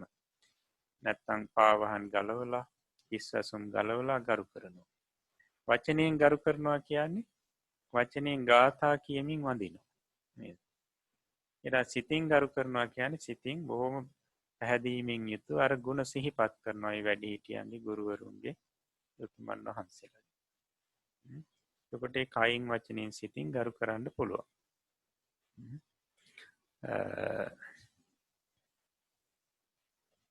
එතකොට මෙන්න මේක තමයි මේ සාමාන්‍ය මේ ගරු කළ යුතු වස්තුන්ට, ගරු කළ යුතු පුජ්‍යලයන්ට ගරු බුහුමන් කිරීමට තමයි අපචායනී කියලා කියන්නේ. අපචායන පුණ්‍ය ක්‍රියාව කියලා කියන්නේ ඒකයි. ඒකට ඒ අවස්ථාවන් වල මතක තියාගන්න මේ කාමාවචර කුසල් සිත් තමයි අපිට පහළ වෙන්නේ. ඊළඟට වෙය්‍යාවච්ච කුසල. වෙය්‍යාවච්ච කියන පුණ්‍ය ක්‍රියාව. මේ වෙය්‍යාවච්චය කියලා කියන්නේ වතාවත් කිරීම කියන එක. වතාවත් කිරීම. ඒ කියන්නේ ගරු කළ යුතු පුජ්‍යලයන්ට, ගරු කළ යුතු වස්තුන්ට අපි කය වෙහෙසවල උපස්ථාන කරනවා. වතාවත් කරනවා. අන්න ඒකට තමයි වෙය්‍යාවච්ච පුණ්‍ය ක්‍රියාව කියලා කියන්නේ. දැන් අපි සාමාන්‍යයෙන් බලමු මේ වැඩිහිටියන්ට, ගුරුවරුන්ට, ඊට පස්සේ දෙමව්පියන්ට, ඊට පස්සේ ස්වාමින් වහන්සේලාට උදව්පකාර කරනවා. උදව්පකාර කරනවා. එතකොට අපි කියන්නේ සංඝ උපස්ථානී කියලා. නේද? දාන ශාලාවලට ඇවිල්ලා උපස්ථාන කරනවා. ඉතින් මේ විදිහට නැත්තම් දෙමාපියන්ට මේ බෙහෙත් හේත් කරනවා, උපගිලන් උපස්ථාන කරනවා. නේද? ඊට පස්සේ වතුර ටික රත් කරලා දෙනවා. ওই විදිහට කය වෙහෙසවල උපස්ථාන කරනවා. අන්න වෙయ్యවච්චි. ඊට පස්සේ ගරු කළ යුතු වස්තුන්ට උපස්ථාන කරනවා. දැන් අපි මොකද කරන්නේ? චෛත්‍ය මළුවම දිනවා. බෝධි මළුවම දිනවා. විහාරයම දිනවා. නැත්තම් පූජනීය ස්ථානම දිනවා. දැන් මේ වෙලාවේ මේ තැන්වලදී වෙන්නේ මේ වෙయ్యවච්චේ කියන පුණ්‍ය ක්‍රියාව සිද්ධ වෙන්නේ. එතකොට මතක තියාගන්න මේ අවස්ථාවවලදී පහළ වෙන්නේ මේ කාමාවචර කුසල් සිත්. කාමාවචර කුසල් සිත් තමයි පහළ වෙන්නේ. දැන් අපි ගත්තොත් අපි තැනකට යනවා මල් පූජා කරන්න. ඒ මල් පූජා කරන්න ගියාට පස්සේ මල් ආසනයේ මල් තියෙනවා පර වෙලා කිලිටි වෙලා. දැන් අපි මොකද අපිට හිතෙනවා අපේ මල් ටික පැත්තකින් තියලා වන්දනා කරලා එන්න. නමුත් අපිට පුළුවන් අර මල් ආසනේ සුද්ධ පවිත්‍ර කරන්න නේද? අස් කරන්න පුළුවන්. එතකොට බලන්න එහෙම මේ මල් ආසනේ සුද්ධ පවිත්‍ර කරනවා කියන්නේ වෙయ్యවච්ච කුසලයක්. පුණ්‍ය ක්‍රියාව. ඊට පස්සේ හඳුන් කූරු ගහලා තියෙන එක අපවිත්‍ර වෙලා තියෙනවා නම් ඒක පිරිසුදු කරනවා. මලුවක් හැඩි වෙලා තියෙනවා නම් හැම දිනවා. ඉතින් මේ විදිහට අපිට පුළුවන් මේ වෙయ్యවච්ච පුණ්‍ය ක්‍රියාව සිද්ධ කරගන්න. බොහෝ අවස්ථා තියෙනවා. ඒකට මතක තියාගන්න මේ අවස්ථාවවලදී පහළ වෙන්නේ අපිට මේ කාමාවචර කුසල් සිතුවිලි. දැන් සමහර ලාවට අපිට ගිහිල්ලා මල් ආසනයක් පිරිසුදු කරන එක සමහරුන්ට නිකන් මදිකමක් වගේ හිතෙනවා. ඊට පස්සේ හඳුන් පහන් වැට සුද්ධ කිරීම නිකන් මදිකමක් වගේ හිතෙනවා. හඳුන් කූරු ගහලා තියෙන එක සුද්ධ කිරීම මදිකමක් කියලා හිතෙනවා. ඊට පස්සේ පූජනීය ස්ථානයකට ගිහිල්ලා මලුවක් හැමදිනවා කියන එක නිකන් ඒක Tamanට ගැලපෙන්නේ නැති දෙයක් කියලා හිතෙනවා. ස්වාමින්වහන්සේලාගේ පාත්‍ර ආදී සේදීම Tamanට මදිකමක් කියලා සමහරවිට. ඊට පස්සේ බුද්ධ පූජාව අස් කිරීම කියන එක ඒක නිකන් Tamanට මදිකමක්, Tamanට නොසුදුස්සක් වගේ එහෙම හිතෙනවා සමහරවිට. ඉතින් නමුත් මේ සියල්ලම වෙయ్యවච්චේට ආйти වෙන දේවල්. කුසල් සිදු කරගන්න පුළුවන් අවස්ථා. නේද? ඒකයි කියන්නේ මේ වෙయ్యවච්චේ කියන පුණ්‍ය ක්‍රියාව සිද්ධ කිරීම තුළිනුත් කාමාවචර කුසල් සිත් තමයි අපිට පහළ වෙන්නේ. ඒතකොට දැන් අපි මේ විදිහට අපිට තව හිතන්න පුළුවන් තව දේවල් තියෙනවා කිහිපයක් මං කිව්වේ. වෙయ్యවච්ච කුසලයේ සම්බන්ධයෙන්. එතකොට දැන් ඔය වෙయ్యවච්ච කුසලයේ සම්බන්ධයෙන් කතා කරනකොට එයින් ලැබුණු මහා විපාක ගැන සඳහන් වෙන එක කතා ප්‍රවෘත්තියක් තියෙනවා. අපේ බෝධිසත්වයන් වහන්සේගේ කතාවක් මේක ජීවිත කතාවක්. ඒකට අපේ බෝධිසත්වයන් වහන්සේ පෙර ජීවිතයක තක්ෂිලා නුවර සංඝ බ්‍රාහ්මණ නමින් තමයි හිටියේ. නම සංඝ බ්‍රාහ්මණෙක්. ඉතින් මේ සංඝ බ්‍රාහ්මණයාට හිටියා පුතෙක් සුසීම කියලා. පුතා සුසීම. අවුරුදු 16ක් වෙනකොට පුතා මේ පියතුමාගෙන් අහනවා මට දැන් ශිල්පය ඉගෙන ගන්න ඕනි, ත්‍රිවේද ඉගෙන ගන්න ඕනි. ඊට පස්සේ ත්‍රිවේද ඉගෙන ගැනීම සඳහා ගුරුවරයෙක් ළඟට යන්න අහනවා, විමසනවා. ඉතින් ඊට පස්සේ තමන් අඳුරන බමුණෙක් ළඟට මේ පියතුමා පිටත් කර යවනවා. එතකොට ඒ තමාගේ හිතවතා නැත්නම් යදුරුතුමා ඉන්නේ මේ බරණැස් නුවරයි ඉන්නේ. එතකොට මීට කලින් මම මේ කතාව එතන ඉඳලා සම්බන්ධ කරන්නම්. ඊට කලින් කියන්න ඕනි මේ අපේ බුදුරජාණන් වහන්සේ ඔය මේ රජගහ නුවර ඉඳලා විශාලා මහනුවරට එක දවසක් වැඩම කරන්න තීරණය කරා. ඒකට හේතුව තමයි මේ විශාලා මහනුවර ඇති වුණා තුම්බිය කියලා කියන්නේ රෝග බිය, අමනුෂ්‍ය බිය සහ දුර්භීක්ෂ බිය කියන. ඒ කියන්නේ දුර්භීක්ෂයක් ඇති වුණා ඊට පස්සේ මිනිසුන්ට කණ්ඩ නැහැ, රෝග ඇති වුණා. ඊට පස්සේ දුර්වල මිනිසුන්ට අමනුෂ්‍යෝ ආවේශ වුණා. ඉතින් ඊට පස්සේ බුදුරජාණන් වහන්සේට ආරාධනාවක් ආවා විශාලා මහනුවරට වැඩම කරන්න.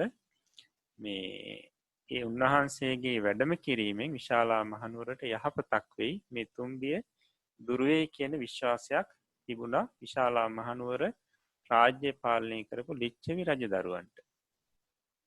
ඒ නිසා ආරාධනා කරා. බිම්බිසාර මහරජතුමා මේක දැනගත්තා. බිම්බිසාර මහරජතුමා රජගහනුවර රාජ්‍ය පාලකයා, බුදුරජාණන් වහන්සේ වෙනකොට හිටියේ රජගහනුවර. ඉතින් බිම්බිසාර රජතුමා කියා සිටියා, ස්වාමීනි දැම්මම වඩින්න එපා, මට දවස් කිහිපයක් දෙන්න, මම ඔබ වහන්සේට යන්න මාර්ගය හදන්න ඕනේ. ඊට පස්සේ රජතුමා කරේ රජගහනුවර ඉඳලා මේ විශාලා මහනුවරට යනකොට මැද ගංගානම් නදිය තියෙනවා. ගංගානම් නදියෙන් එහා පැත්ත විශාලා මහනුවර, මෙහා පැත්ත රජගහනුවර. විශාලා මේ ගංගානම් නදිය දක්වා දුර යොදුන් 5යි රජගහනුවර ඉඳලා. ඊට පස්සේ ගංගානම් නදිය ඉඳලා එහා පැත්ත විශාලා මහනුවරට දුර යොදුන් 3යි. ඉතින් බිම්බිසාර රජතුමා මේ මාර්ගයේ හොඳට අර ගල් මුල් ටික අයින් කරලා සමතලා කරා. යොදුන් 5ක් දුර මාර්ගය. ඊට පස්සේ සුදු වැලි ඇතිරෙව්වා. ඊට පස්සේ දෙපැත්තේ කොඩිවැල් මේ එල්ලුවා. ඊට පස්සේ මේ පාරේ සාමාන්‍ය කෙනෙකුගේ දණහිස් පමණ ප්‍රමාණයට පිරෙන විදිහට 5 වනක් මල් ඇතිරෙව්වා. يعني පාට 5ක මල්. මෙන්න මේ විදිහට සකස් කරලා ඒ විහාරත් යොදුනින් යොදුන විහාරත් හදලා බුදුරජාණන් වහන්සේට මතක් කරා. ඉතින් බුදුරජාණන් වහන්සේ අර මල් වියන උඩින් තමයි වැඩම කරන්නේ. බුදුරජාණන් වහන්සේට කුඩ දෙකක්, කියන්නේ උඩින් හිටින විදිහට කුඩ දෙකක් සම්බන්ධ කරලා ඡත්‍රයක් හැදුවා. ස්වාමීන් වහන්සේලාට එක ඡත්‍රයයි. ඉතින් මේ විදිහට හැදුවත් දෙවරු බ්‍රහ්මිය එකතු වෙලා අකනිටා බ්‍රහ්ම ලෝකයේ දක්වාම අර ඡත්‍ර පිට ඡත්‍ර බුදුරජාණන් වහන්සේට අල්ලනවා. ඒ වගේම කොඩි අකනිටා බ්‍රහ්ම ලෝකයේ දක්වා මේ කොඩි වලින් ඉතිරි පැතිරී තියෙනවලු මේ ගමනට. බුදුරජාණන් වහන්සේට මේ ගමන වැඩම කරනකොට මෙන්න මේ විදිහේ උන්වහන්සේට පූජා සත්කාර ලැබෙනවා. ඉතින් උන්වහන්සේ යොදුන් 5ක් මානි මේ පූජා සත්කාර මැද්දේ වඩිනවා. ඊට පස්සේ ගංගානම් නදියේ පංචවර්ණ මල් පිපෙනවා උන්වහන්සේ ඒ නැවෙන් වැඩම කරනවා. ඊට පස්සේ විශාලා මහනුවර හිටපු ලිච්ඡවි රජදරුවෝ මීට වඩා දෙගුණයක පූජාවක් එහිදී කරනවා. අර පාර සමතලා කරලා වැලි අතුරලා ඊට පස්සේ පංචවර්ණ මල් පුරවලා ඊට පස්සේ ඡත්‍ර පිට ඡත්‍ර නංවලා කොඩි දෙපැත්තේ ගහලා වැල් ඇදලා මේ විදිය පූජා සත්කාර කරනවා. ඊට පස්සේ බුදුරජාණන් වහන්සේ රජගහනුවරින් නික්මිලා විශාලා මහනුවරට උන්වහන්සේගේ දකුණු ශ්‍රී පාදයේ තියෙනකොටම පොකුරු වැස්සක් වහිනවා කියනවා. පොකුරු වැස්සක් කියලා කියන්නේ තෙමෙන්න කැමති අයට තෙමෙන්න පුළුවන්, අකමැති අය තෙමෙන්නේ නැහැ. ඒක තමයි පොකුරු වැස්ස කියලා කියන්නේ. ඒ වැස්සක් වැහලා අර විශාලා මහනුවර තිබුණු සියලුම මල කඳන් ටික හොදාගෙන යනවා මේ ගංගානම් නදියට. පිරිසිදු වෙනවා. ඉතින් බුදුරජාණන් වහන්සේට මේ ලැබුණු පූජා සත්කාරයදා දැකලා භික්ෂූන් වහන්සේලා හිතනවා මේ බුදුරජාණන් වහන්සේගේ මහා ආනුභාවයක්. උන්වහන්සේගේ තියෙන බුද්ධානුභාවය නිසා මොන තරම් ආනිසංස ලැබුණද? මොන තරම් පූජා සත්කාර ලැබුණද කියලා භික්ෂුන් වහන්සේලා කතා වෙනවා. ඉතින් ඒ වෙලාවේදී බුදුරජාණන් වහන්සේ කියා සිටිනවා නැහැ මහණෙනි, මේ බුද්ධානුභාවය නිසා ලැබුණු ආනිසංස නෙවෙයි ඔය. එහෙම ආනිසංසයක් නෙවෙයි, ඔක සංසාරේ කරපු ස්වල්ප මාත්‍ර කුසලයක විපාකයක් වෙයි ලැබෙන්නේ. ස්වල්ප මාත්‍ර කුසලයක විපාකයක්. මොකක්ද මේ කුසලය කියන එක බුදුරජාණන් වහන්සේ දා පැහැදිලි කරා. ඒක තමයි මම අර මුලින් පටන් ගත්තේ ඒක කියන්නේ. තක්ෂලා නුවර හිටියා සංක කියලා බ්‍රාහ්මණේ, පුතා හිටියා සුසීම කියලා. ඉතින් පුතාට අවුරුදු 16 වෙනකොට ඉගෙන ගන්න ඕනි කිව්වට පස්සේ ත්‍රිවේදය ඊට පස්සේ ගුරුවරයෙක් ළඟට යවනවා මේ බරණැස් නුවරට. ගුරුවරයා ළඟ ගිහිල්ලා ඉතාම ඉක්මනින් ත්‍රිවේදය ඉගෙනගෙන අහනවා මේ ත්‍රිවේදයේ මුලත් පේනවා මැදත් පේනවා මේකේ කෙලවරක් නැහැනේ. කෙලවරක් පේන්නේ නැහැනේ මේ ශිල්පේ. තව තියෙනවනේ. මේ කෙලවරක් දන්නවද කියලා ගුරුවරයාගෙන් අහනවා. ගුරුවරයා කියනවා මමත් ඉතින් දන්නේ මෙච්චරයි. මේ හැබැයි කෙලවර දන්න පිරිසක් නම් ඉන්නවා බරණැස ඔය මිගදායේ. ඒකට බරණැස් නුවර ඔය මිගදායේ ඉන්නවා එහෙම දන්න පිරිසක්. එතෙන්ට ගියොත් නම් දැනගන්න පුළුවන්. ඉසිපතන මිගදායේ. ඉතින් ඊට පස්සේ යනවා සුසීම කුමාරයා. ඊට පස්සේ කවුද ඉන්නේ? පසේ බුදුරජාණන් වහන්සේලා. අහනවා ඔබ වහන්සේලා මේ කෙලවර දන්නවද? මේ ශිල්පවල කෙලවර දන්නවද? ඉතින් කියනවා ඔව්. කියලා දෙන්න පුළුවන්ද මට? පුළුවන් කියනවා. හැබැයි පැවිදි වෙන්න ඕනේ. පැවිදි කරනවා. පැවිදි කරලා ඉවරලා යන්නේන හැටි, සිවුරු පෙරවන හැටි මේවා උගන්වනවා. ඉතින් සංසාරේ තිබුණු මහා පිනක් නිසා කෙටි කාලෙින්ම සුසීම ස්වාමීන් වහන්සේ පසේ බුද්ධත්වයට පත් වෙනවා. ආයුෂ ටිකයි තිබුණේ පිරිනුවන් පාන.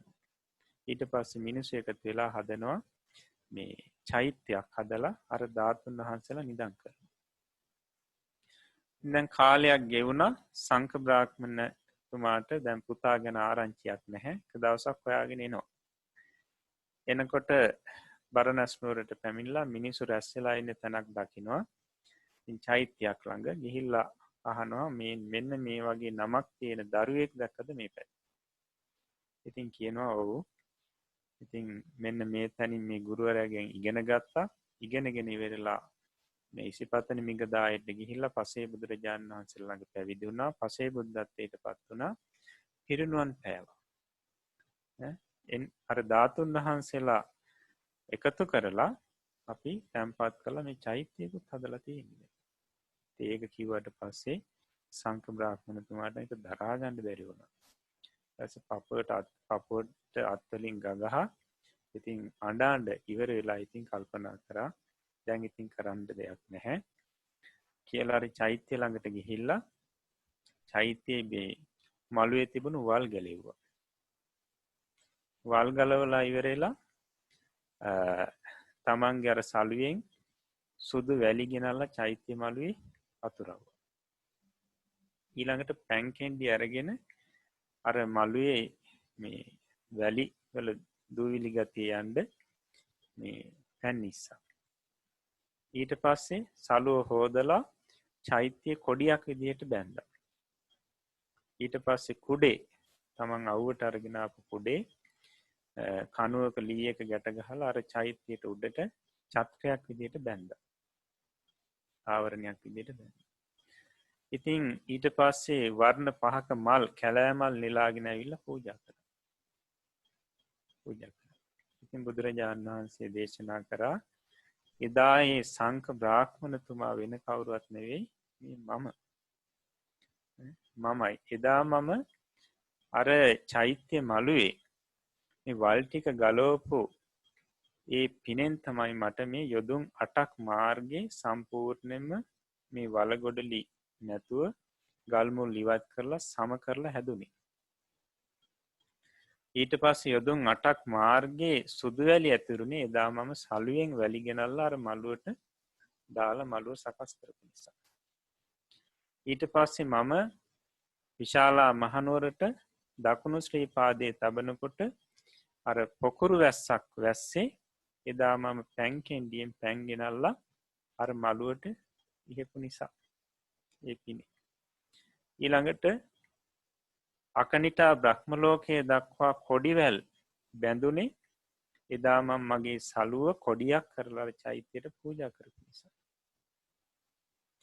ඒ වගේම අකනිටා බ්‍රහ්ම ලෝකයේ දක්වාම ඡත්‍ර පිට ඡත්‍ර නැංගුනේ මට එදා මගේ අර කුඩය චෛත්‍යයට චත්‍රයක් විදිහට පූජා කරපු නිසා.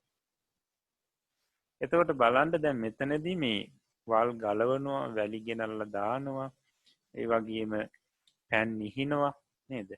එතකොට මේ කටයුතු වලදී මොකද්ද මේ සිද්ධ වෙන්නේ? වෙయ్యාවච්ච පුණ්‍ය ක්‍රියාව.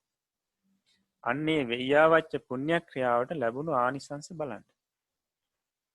බුද්ධත්වයට පත් වුණු ආත්ම භාවයේදී ලැබුණු ආනිසංස. ඉතින් ඒ නිසා උන්වහන්සේ පැහැදිලි කරා මත්තා සුඛ පරිච්ඡාගා පස්සේචේ විපුලං සුඛ. ඉතින් මේ මහත් වූ සැපය බලාපොරොත්තු වෙමින් සුළු සැපය අතහරින්න කියනවා.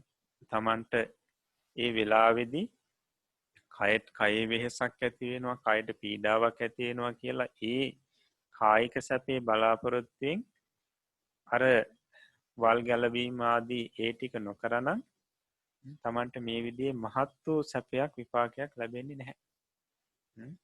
අන්න ඒ නිසා මහත් වූ සැපේ වෙනුවෙන් සුළු සැපේ අතහරින්න කියලා කියනවා. හොඳයි. එතකොට අපි ඔය කිව්වේ වෙయ్యාවච්ච පුණ්‍ය ක්‍රියාව ගැන. ඊළඟට පත්ති දාන නේද? පත්ති දාන. පත්ති දානී කියලා කියන්නේ පින්දීම. පින්දීම. එතකොට පින්දීම කියනකොට තමන් පිනක් කරලා ඒ පින අනිත් අයට අනුමෝදන් කරනවා. ඒක තමයි පින්දීම කියලා කියන්නේ. නැත්නම් අපි කියනවා ප්‍රාප්ති දානී කියලා.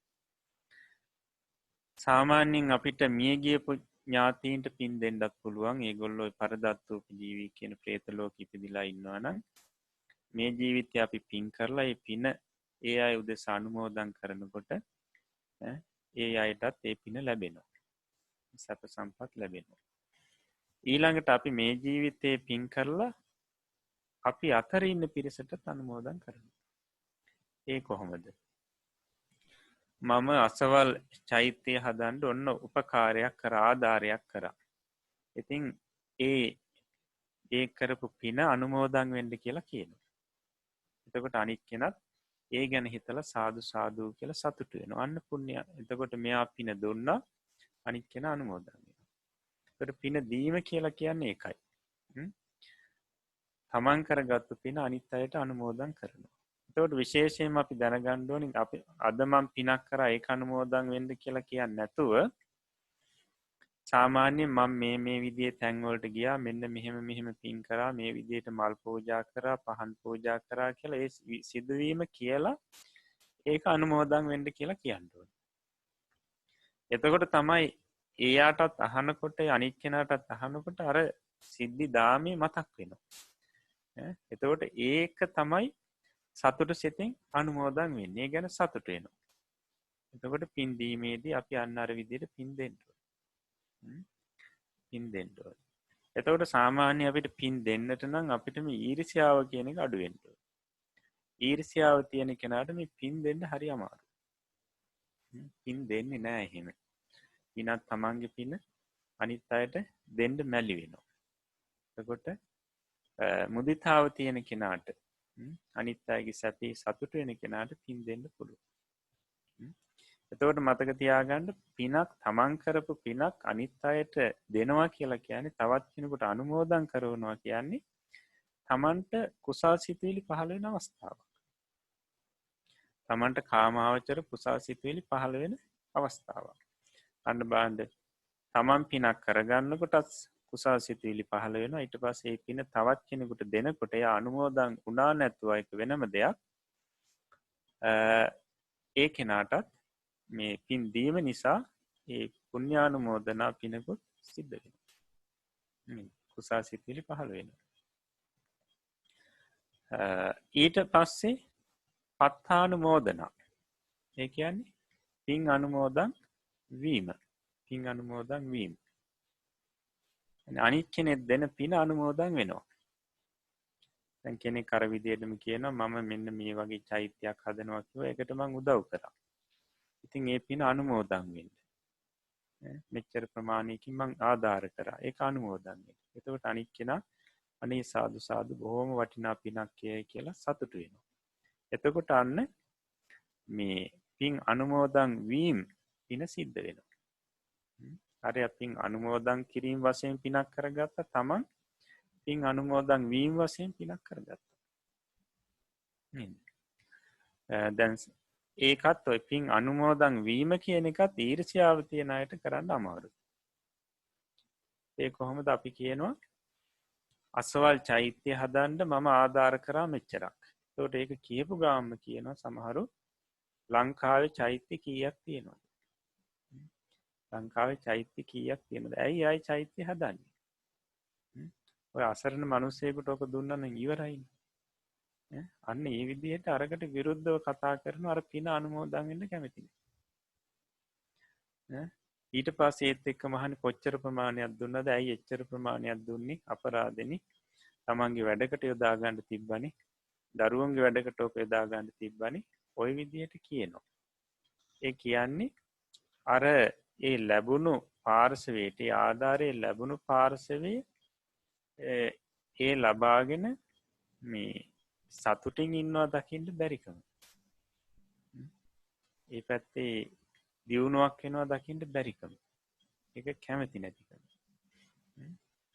ඉතින් මෙන්න මේ විදිහට මේ පින් අනුමෝදන් කරාට පින් අනුමෝදන් වෙන පිරිස අඩුයි. දාක් අඩුයි. නමුත් අපිට තියෙන්නේ අපි කරපු පින අපිට පුළුවන් තව පිනක් කර ගැනීම සඳහා අනුමෝදන් කරන්න. අනුමෝදන් වුණා නැත්නම් අපිට පින් අනුමෝදන් කිරීමේ පින සිද්ධ වෙනවා. පින් අනුමෝදන් වෙනකොට අනිත් කෙනා යාට අන්න පත්තානුමෝදනා කියන පුණ්‍ය ක්‍රියාව සිද්ධ වෙනවා. එතකොට යාට කාමාවචර කුසාසිත පහළ වෙනවා.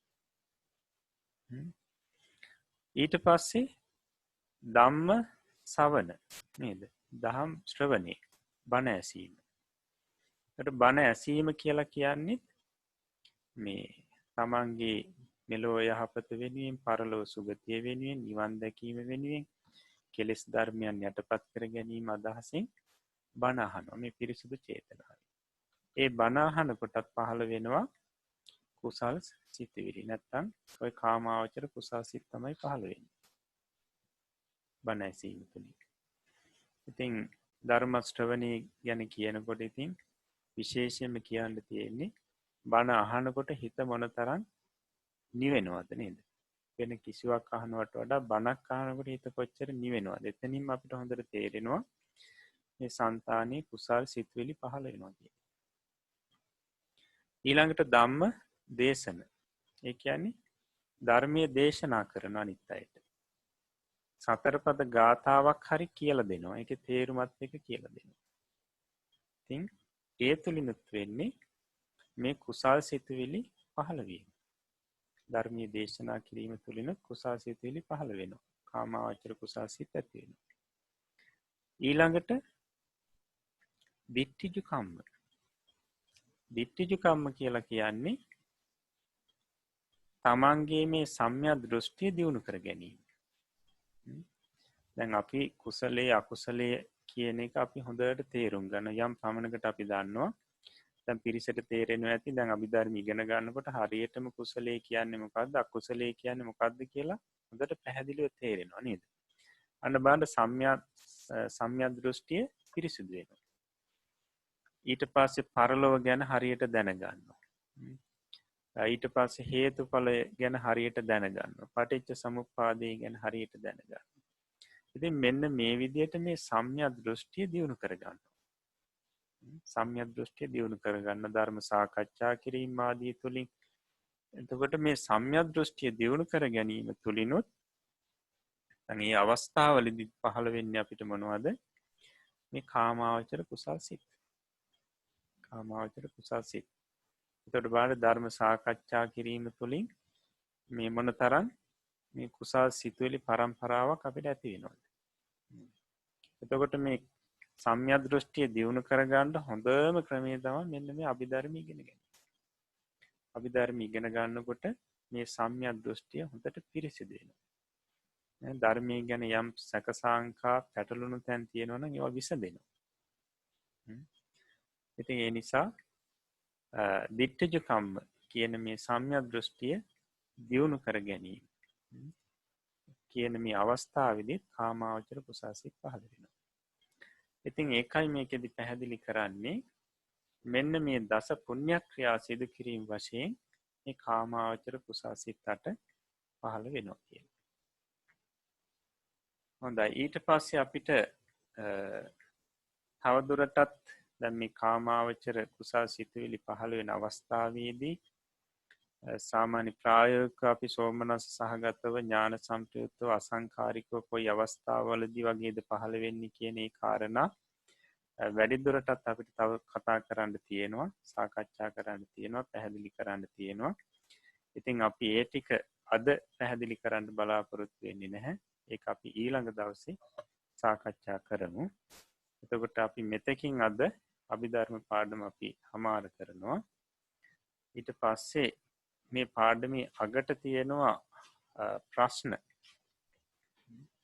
6ක් තියෙනවා. එතකොට මේ ප්‍රශ්න 6න් ප්‍රශ්න 3කට ප්‍රශ්න 3කට පිළිතුරු ලියන්න ඕනේ. මේ ප්‍රශ්න 3ට පිළිතුරු ලියන්න පුළුවන්.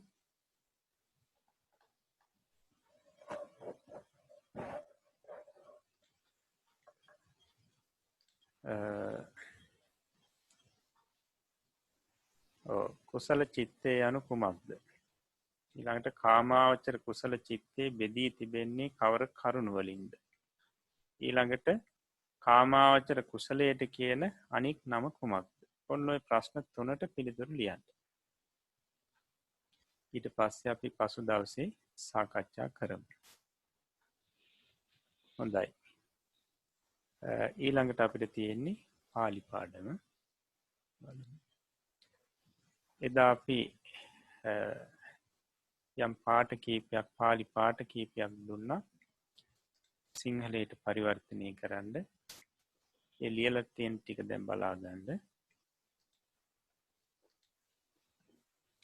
පළවෙනි එක තියෙනවා පුරිසස්ස පාදා.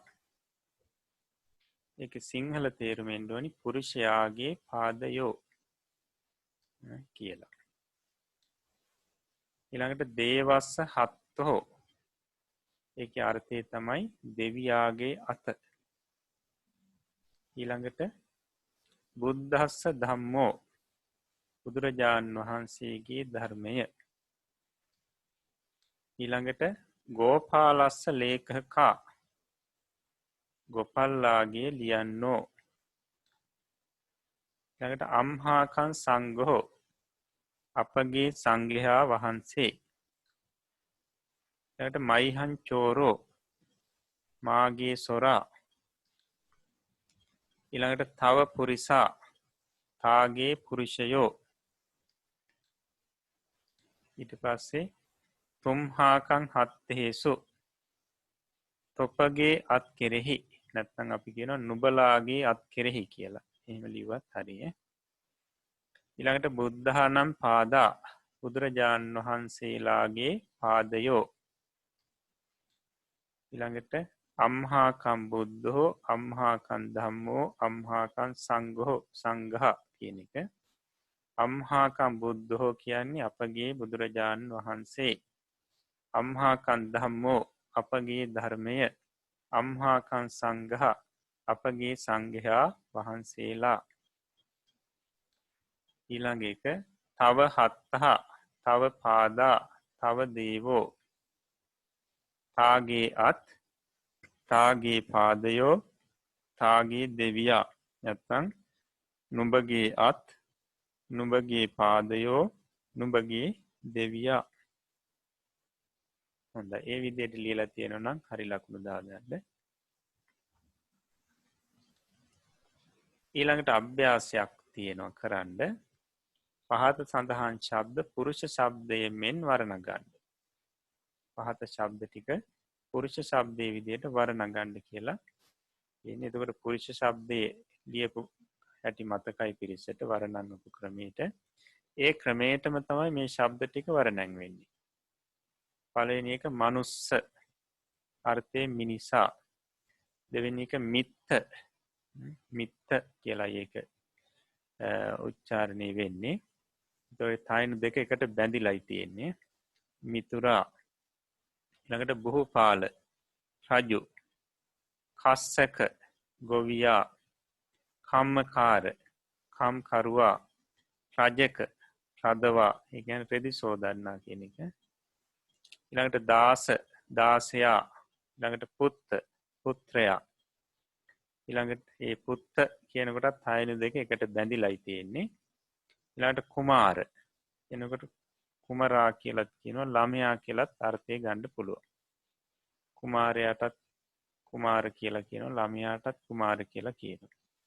ඊළඟට කාය කියන්නේ ඒකේ අර්ථය තමයි කය. එහෙම නැත්නම් සිරුර. හොඳයි.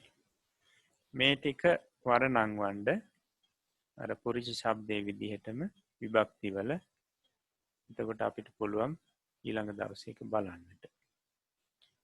හොඳයි. එහෙමනම් අපේ පාලි පාඩමත් අපි මෙතකින් අවසන් කරනවා. ඊළඟට අපිට පුළුවන් ප්‍රශ්න සාකච්ඡා කරන්න. හොඳයි. එහෙමනම් ඉතින් අද දවසේදී අපි අභිධර්මයේ කාමාවචර සිත් සම්බන්ධයෙන් ඉගෙන ගැනීම තුළින් ඊට පස්සේ පාලි පද සහ අර්ථ ඉගෙන ගැනීම තුළින් අපේ సంతානයේ කුසල් සිතුවිලි ජනිත වුණා. මේ කුසල් සිතුවිලි ආනිසංස වශයෙන් හැම දිනාටම නිදුක් නිරෝගී දිගාසිරි සැලසේවා. තව තවත් මේ ධර්ම ඉගෙන ගන්නට ඒ වගේම ධර්මයේ සම්මර්ෂණය කරන්නට ශක්තිය ධෛර්යය වාසනාව වීරිය සැලසේවා. සත්පුරුෂ කල්යාණ මිත්‍රයන්ගේ මැසුර ලැබේවා. දිව්‍යතා මණ්ඩලයේ ධාර්මික දේවා ආරක්ෂාව සැලසේවා. ප්‍රාර්ථනා පරිද්දෙන් උතුම් බෝධි ඥාන වලින් නිවනින් සැනසෙන්නටම ලැබේවා කියලා අපි ආශිර්වාද කරනවා. ඒ වගේම මේ ධර්මයන් අපිට කියා දුන්නු ගුරුතුමන් වහන්සේලාටත් හදා වඩා පෝෂණය කරපු දෙමාපියන්ටත් ශාසනික මව්වරු පියවරු සහෝදර සහෝදරියන්ටත් ඒ වගේම සම්බුද්ධ ශාසනය වෙනුවෙන් කාලයේ ධනය ශ්‍රමය කැප කරලා මේ වෙනකොට ගිලන් බවින් පසු වන හැම දිනාටමත් ඒ වගේම මේ උතුම් වැඩසටහන විකාශනය කිරීම සඳහා මූලිකත්වය අරගෙන කටයුතු කරන අපේ කැලුම් මහත්මයා ප්‍රධාන හැම දෙනාටමත් මේ උතුම් පුණ්‍ය ශක්තිය ජීවිතයට ආශිර්වාදයක් වේවා. නිදුක් නිරෝගී දිගාසිරි සැලසේවා. සම්‍යක් ප්‍රාර්ථනා මුදුන්පත් වේවා. උතුම් නිවනින් සැනසෙන්නටම ලැබේවා කියලා අපි ආශිර්වාද කරනවා. ඒ වගේම ශාසන ආරක්ෂක ලෝකපාලක ආත්මාරක්ෂක අල්පේශාක්‍ය මහේශාක්‍ය දිව්‍යතා මණ්ඩලයටත් මිය පරලෝ ගොස්ස පින් බලාපොරොත්තුවෙන් පසුවන හැමටත් මේ පින් දැනේවා පෙනේවා මේ පින් අනුමෝදන් වෙත්වා. දෙවියොත් ඥාතීනොත් සැපේ සැපයට පත්වෙත්වා. කෙලවර උතුම් නිවනින් සැනසෙත්වා කියලා අපි පුණ්‍යානුමෝදනා කරමු. අවසාන වශයෙන් අප හැම දෙනාටම මේ උතුම් පුණ්‍ය ශක්තිය සතර මාර්ග සතර ඵල පිළිවෙලින් නිවනින් සැනසෙන්නටම හේතුපකාර වේවා කියන මේ අදහස් අධිෂ්ඨානය ඇති කර ගනිමින් මං කීවට පසු මේ වාක්‍යය කියමින් නිවන් සුව ප්‍රාර්ථනා කරමු. ඉදම්මේ පුඤ්ඤ කම්මං ධම්මේ පුඤ්ඤ කම්මං ආසවක්ඛයා වහං හෝතු ආසවක්ඛයා වහං හෝතු සබ්බ දුක්ඛා පමුංචතු සබ්බ දුක්ඛා පමුංචතු මාගේ මේ පුණ්‍ය ධර්මය මාගේ මේ පුණ්‍ය ධර්මය මාර්ගඵල නිවන් පිණිසම මාර්ගඵල නිවන් පිණිසම හේතු වේවා. හේතු වේවා වාසනා වේවා. වාසනාව වේවා. සාදු සාදු සාදු. අද දවසේ ගෞරවනීය ස්වාමින් වහන්සේ අප වෙත අනුකම්පාවෙන් ලෝතර බුදුරජාණන් වහන්සේ මහා කරුණාවෙන් දේශනා කරන්නට යෙදුණු ඒ පරම ගම්බීර වූ අභිධර්ම දේශනාව ඊටමත් පැහැදිලිව, ඊටමත් නිර්වුල්ව, ඊටමත් විස්තරාත්මකව අපට වැටහෙන ආකාරයෙන් පැහැදිලි කර දෙන්නට යෙදුණා. ඉතින් ගෞරවනීය ස්වාමීන් වහන්සේ මහත් වෙහෙසක් අරගනිමින් සියලු දෙනාගේ සිත් සතන් සුවපත් වන ආකාරයෙන් මේ ධර්මය පැහැදිලි කරන්න ගන්නා උත්සාහය, වෙහෙස මහන්සිය වෙනුවෙන් සම්බුද්ධ ශාසනයේ හිත කැමැති ඒ වගේම ඔබ අප සෑම සියලු දෙනාටම මේ නිවන අපේක්ෂාවෙන්ම මේ වැඩසටහනට සහභාගී වන්නා වූ ඔබ අප සෑම සියලු දෙනාමත් සම්බුදු ශාසනය තුලින් මේ සසර සැනසෙල්ල ලබන්නට කැමති සියලු දෙනාමත් අපි අපේ ගෞරවපූර්වක নমස්කාර පූර්වක ස්තුතිය අපේ ගෞරවනීය ස්වාමින් වහන්සේට පුද කර සිටින්නට ඕනෑ කරනවා. එනිසාවෙන් අපි සෑම සියලු දෙනාම මේ තාකල් මේ උතුම් වැඩසටහන් මාලාව තුළිනුත් ඒ වගේම සංසාරයේ පුරාවටත් අපි ජනිත කරගත්තා වූ සකල විපුල කුසල සම්භාර ශක්තිය අපට මේ ධර්මඥානය සපයන්න වෙහෙස මහන්සි ගන්නා වූ නිරන්තරයෙන් කැපවන්නා වූ අපේ ගෞරවනීය ස්වාමින් වහන්සේට නිදුක් නිරෝගී චිරජීවනය පිණිස කායික මානසික සැනසෙල්ල පිණිස හේතුපනිශ්‍රය වේවා කියලා ඒ පිනත් ගෞරවනීය ස්වාමින් වහන්සේට අනුමෝදන් කරමින් අපි මේ වැඩසටහන අවසන් කිරීම සඳහා ස්වාමින් වහන්සේ වන්දනා කරන්නට යෙදෙමු. අවසරයි ස්වාමීනි.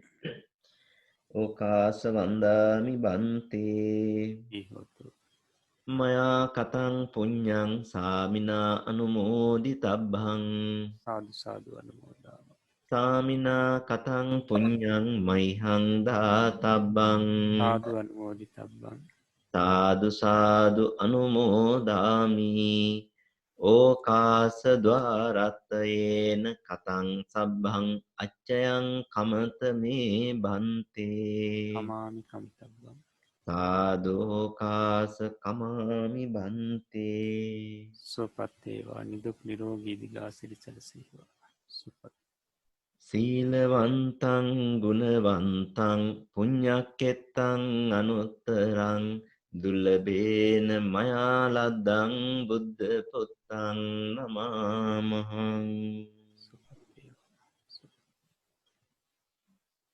අද දවසේ මේ උතුම් වැඩසටහන සඳහා සහ සම්බන්ධ වුණා වූ නන් අයුරින් උපකාර කළා වූ අනුග්‍රහ දැක්වුවා වූ සෑම සියලු දෙනාටමත් මේ උදාාරතර පින්කම නිර්වාණ ගාමිනී කුසලයක්ම වේවායි අපි ප්‍රාර්ථනා කරමින් අද දවසේ වැඩසටහනේ පළමු අර්ධය මේ ආකාරයෙන් නිමා කරනවා. සියලු දෙනාටම සම්මා සම්බුදු සරණයි.